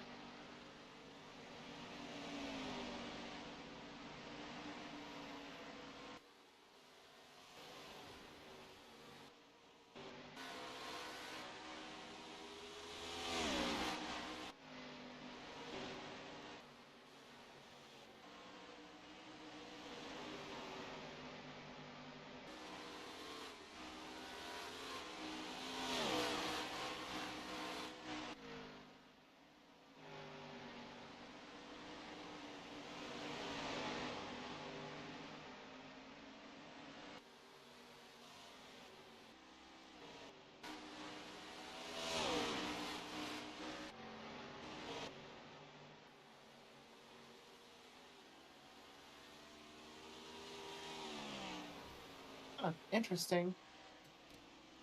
For as much smoke as there was, that is surprising for sure. I'd be interested to hear from our pit reporters what exactly happened there, but quite remarkable that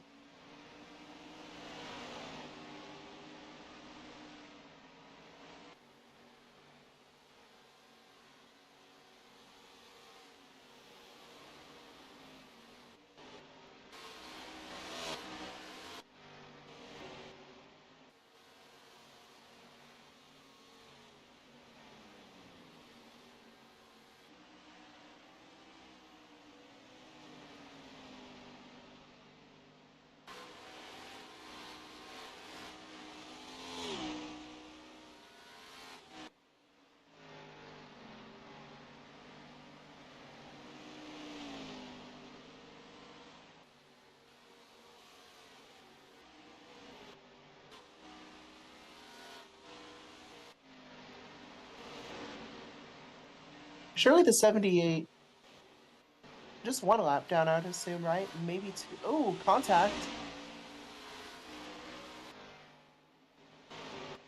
Yeah, race ruined at that point. Might as well just finish it out here and hope silly things happen.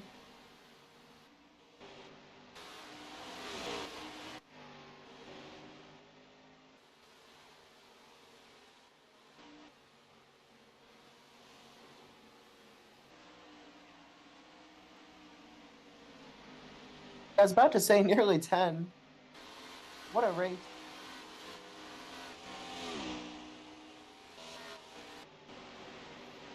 Again, not necessarily a bad thing, because we have seen the strategy get very interesting. We've seen some on-track battles here and there, and Ramos had to fight her way to the front for this win.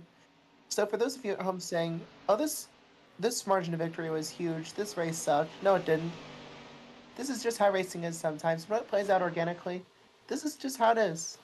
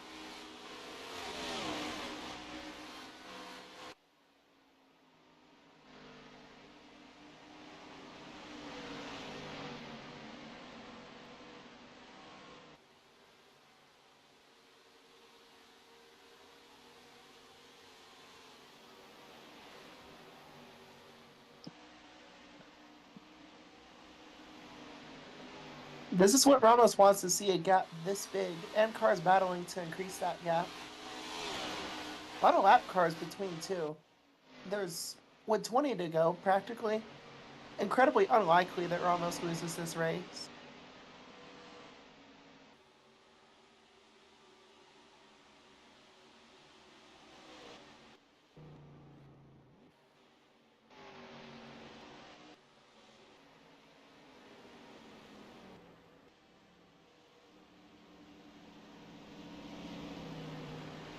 I should probably leave the booth and have a cup of tea at this rate, just so I don't jinx more drivers.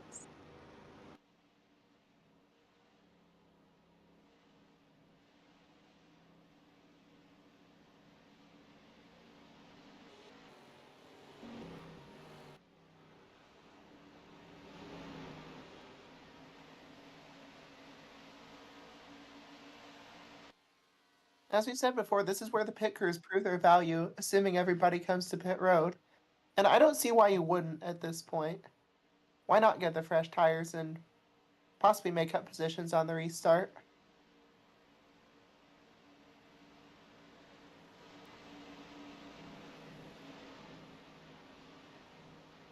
Now, what was the reason for it? That I'm curious about.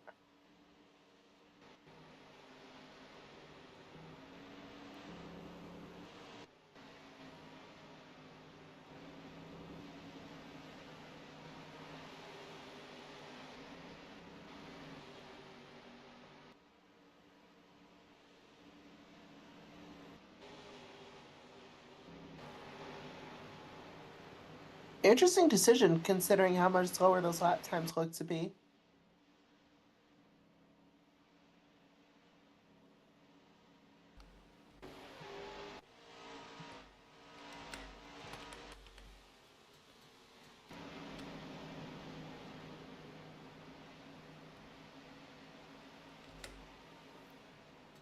Well, let's see what the reason for the caution flag was.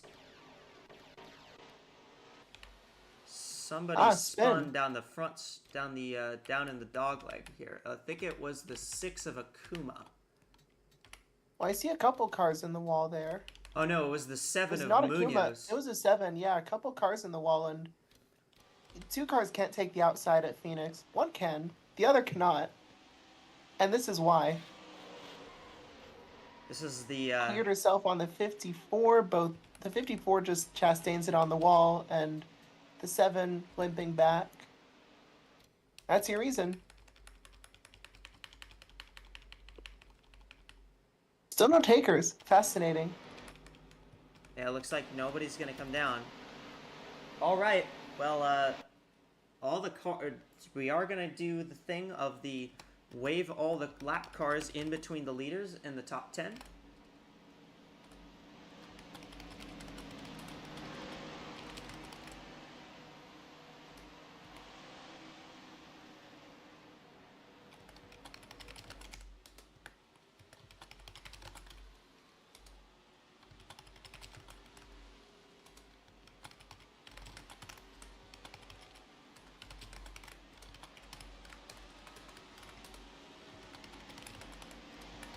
I'm gonna give him an extra lap here just to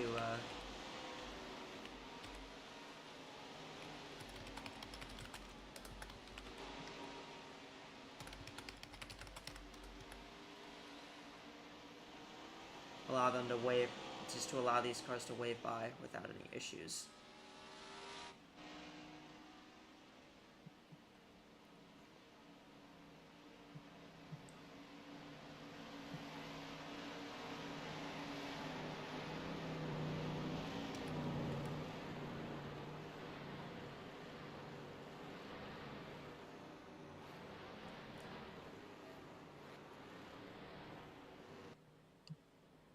I don't know what the 81 is doing, but Don't want your lap back? Okay, that's fine. 81's just dropping to the tail end, I guess. Okay, I guess.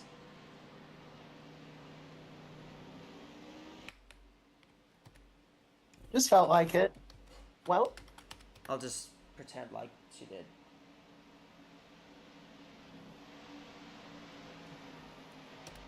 I'll just lap plus her and pretend like she got her lap back. So it'll be Ramos, Azelhart, Edelstein, Andresen, Reynolds, Schultz, Davenport, Estrada, Arcadia, and Lockport. The top 10 as we will cycle back to the green flag here after a late yellow. We'll bring out the restart.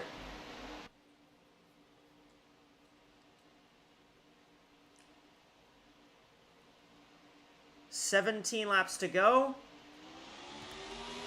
Green flag is out. We're back to racing here in Phoenix.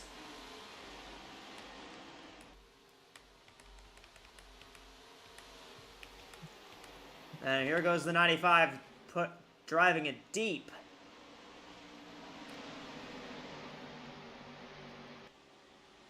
She'll take the 4th spot on the inside line. Those fresh tires proving value in these close quarters. Gonna scream on the outside here. At least gonna try. Not gonna make a challenge for 3rd just yet, but certainly wanting to. Ramos still out front. Edelstein sits 3rd. Hazelhart 2nd. 16 is not exactly off the pace of the two, though.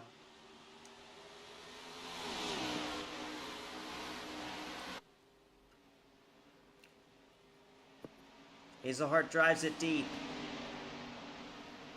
Manages to keep it to stick there, too.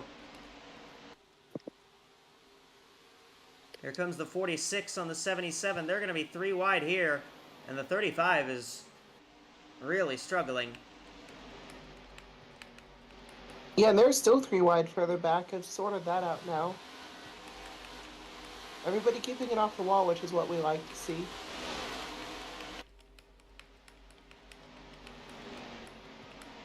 Well, the 95 slips there. Here comes the 62 of Schultz, trying to take 4th.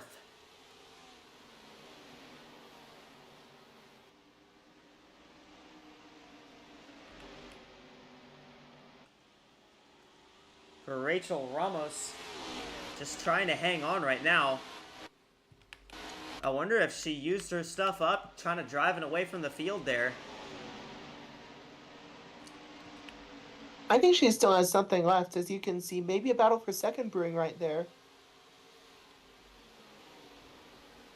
14 car on the outside of the 16. Here comes Will Edelstein. probably make that move.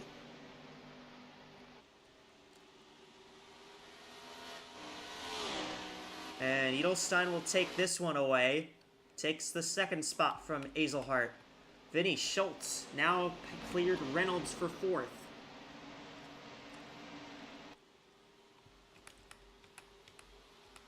Back here we got battles. That's Min fighting with Lockport.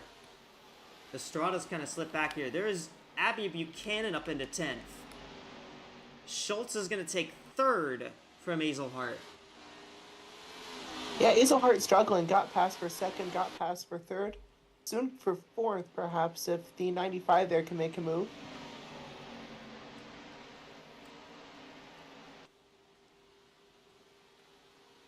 Here comes Schultz on the outside of Edelstein. Trying to take 2nd now. Fastest lap now. Takamoto Aya in the number 11 car. That's our NordVPN fastest lap as we are at our Windows 11 to go. These two we got battles all over the track right now. Out front, 10 laps remaining. The gap is nearly 2 1.9 seconds. Ramos really, really fast right now. Not much going to stop her from winning this.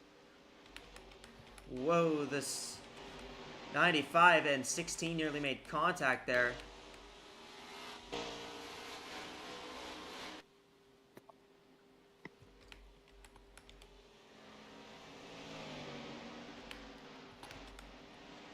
Not much is going to stop the two, but maybe a hungry Vinny Schultz might.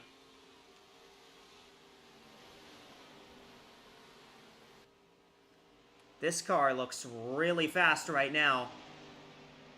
Yeah, close the gap by half a second. That is no small margin. Estrada 8 to fighting go. Min. Bit of a tall order, but certainly not impossible by any stretch.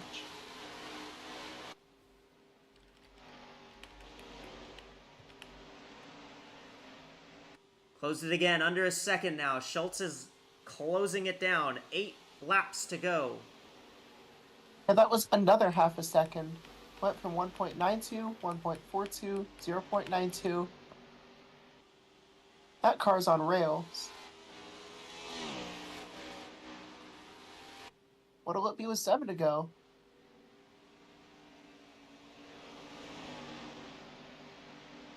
Oh, caution! Caution Oh! Oh my goodness, Ashley Johnson.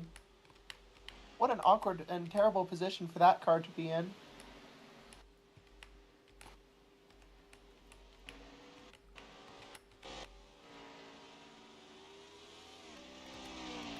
I'd like to have a look at that because my goodness.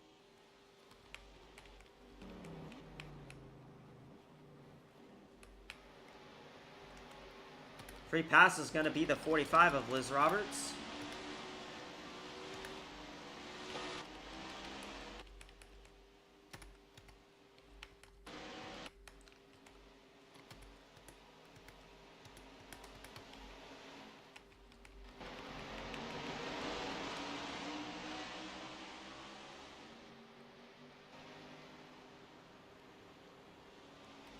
Well, yeah, we'll see what happened there. That was,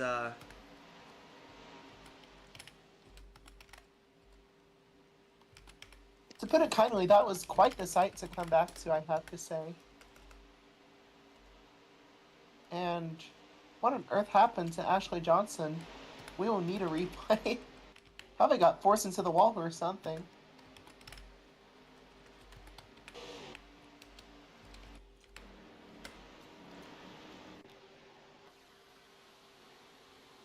Racing quite aggressively there. 3 wide in the places. 3 wide here. Certainly got hooked off the front bumper of somebody.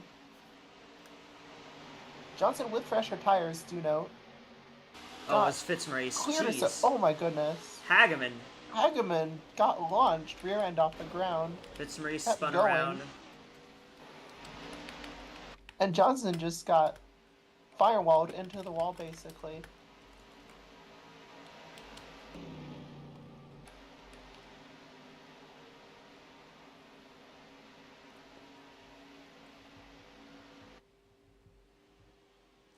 Still no takers on this late caution. I can see why, since you wouldn't want to make a gamble this late in the race, but late race restart could be fun.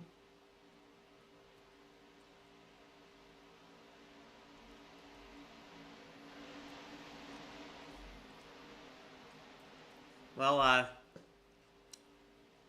everyone's put their cards up now.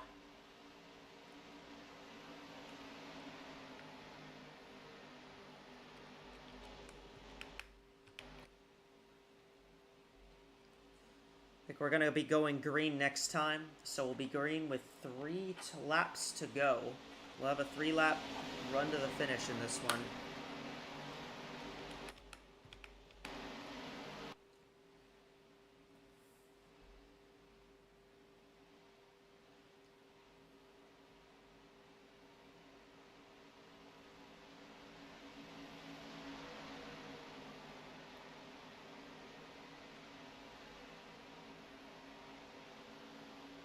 And yep, lights are out.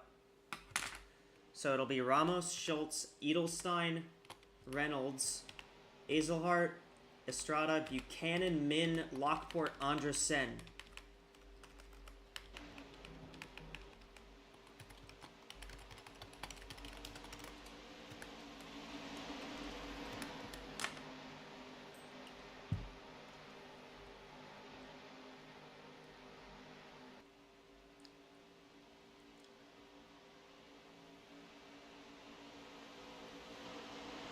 Pace car is off. 3 laps to settle it from Phoenix. Schultz was closing most of that last run. We'll see if she can pull off the upset here in Phoenix. Ramos led most of this final run, but she's going to have to defend one more time.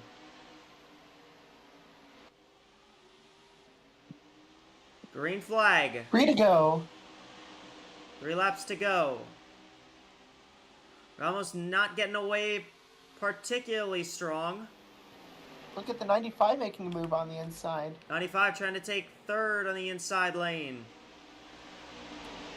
Staying side by side, at least for now. Gonna try and box the 14 in behind the 62. Don't know how well that's gonna work heading into turns 3 and 4. Not well, it would seem. 2 as laps to Ramos go. has a massive lead. Here comes Edelstein up the outside, trying to take second.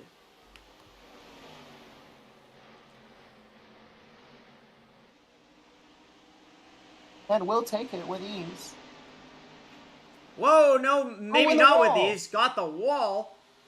It was with ease, now it's not. 3 wide for second. So we approach the white flag for Rachel Ramos. Gonna be 1 to go for our dominant race leader. White flag is out.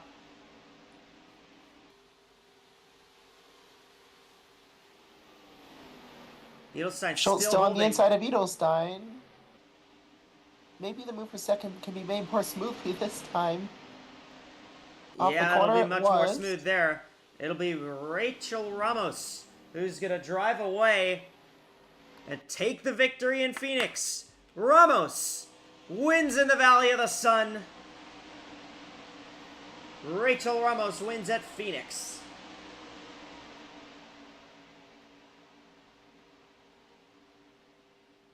Chaotic ending for sure, but enjoyable for us at home. A lot of moves there. Yeah, a great race. Still a very fun race to watch, and you know, especially with the added drama at the end. I think that's one of the better races we've seen at Phoenix. I'm inclined to agree. A lot of fun.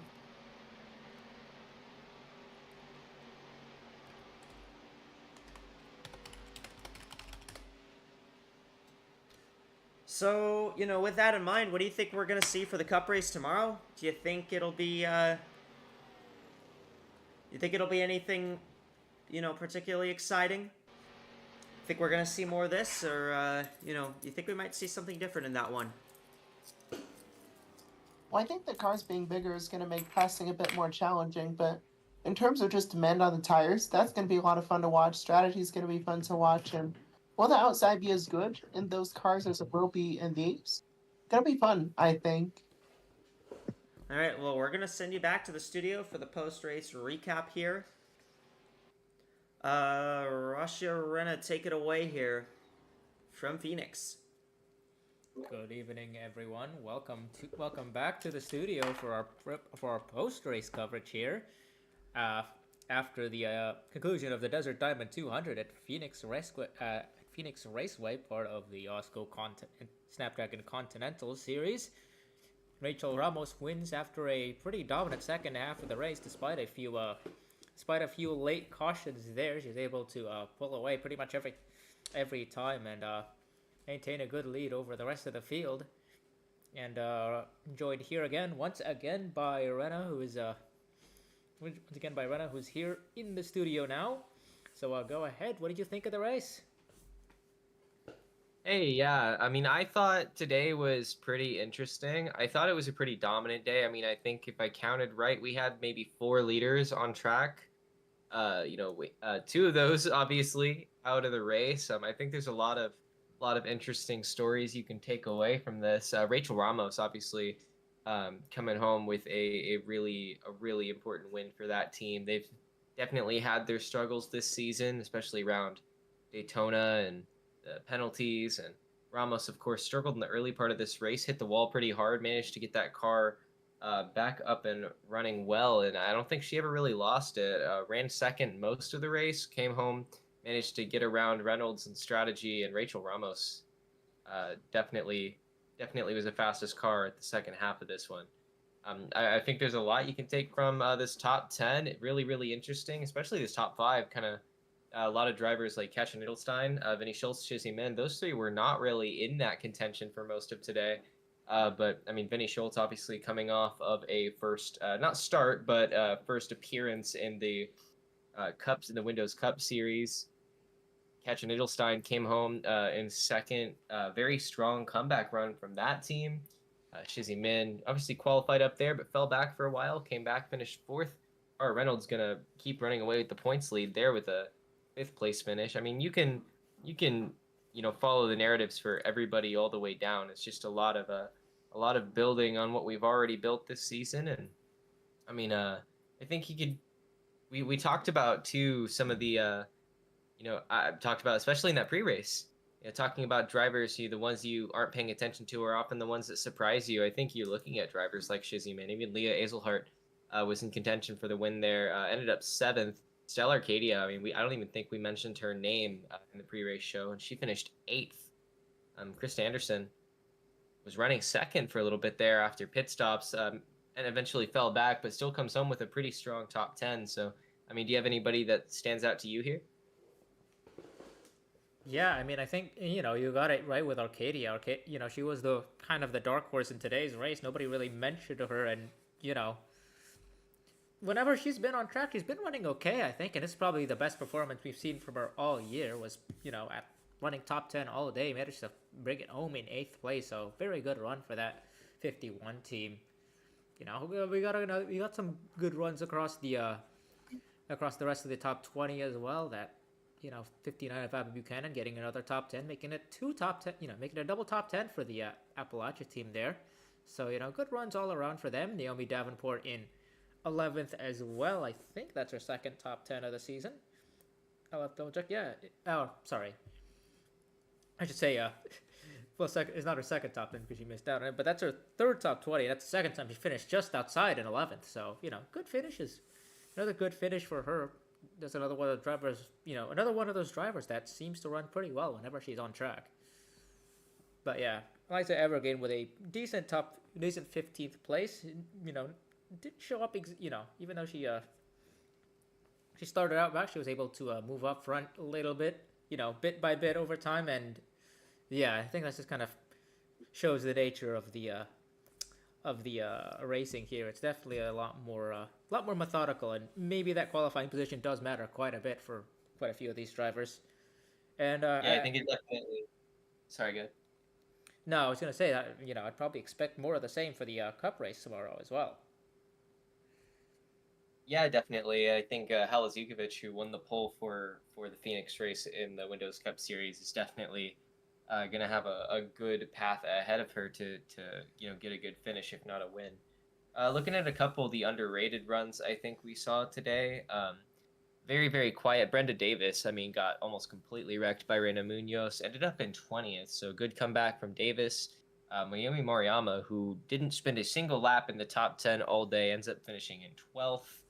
I mean, looking at Takamoto Aya, who, managed to, did not get the finish that maybe she wanted, but after that issue earlier in the race, still managed to come home with a stronger 32nd. I think that shows a lot of perseverance from that team. Mm-hmm. There's a couple other drivers we maybe weren't talking about for most of today. Deborah Williams, by the way, 55, after catching on fire on pit road, ended up finishing 13th. Yeah, great race for her considering everything, I think. So, yeah, that's another one of those drivers that's probably more than happy to walk away with a good points day. I think. We go to our FanDuel fan picks from earlier, and looks like half the commentary team actually got that one right. Good on Maddie and Rasha. You two managed to call this one. Yeah, I think I think the two just simply had the best pace. More pace than anybody else. I mean, we saw that she was able to make the more moves I think than anybody else were able to at that front half of the grid. And when it came to the late restart, she was just on a class of her own there. All right. Well, I don't really have much else to say. I'm pretty excited to see how the Cup race goes.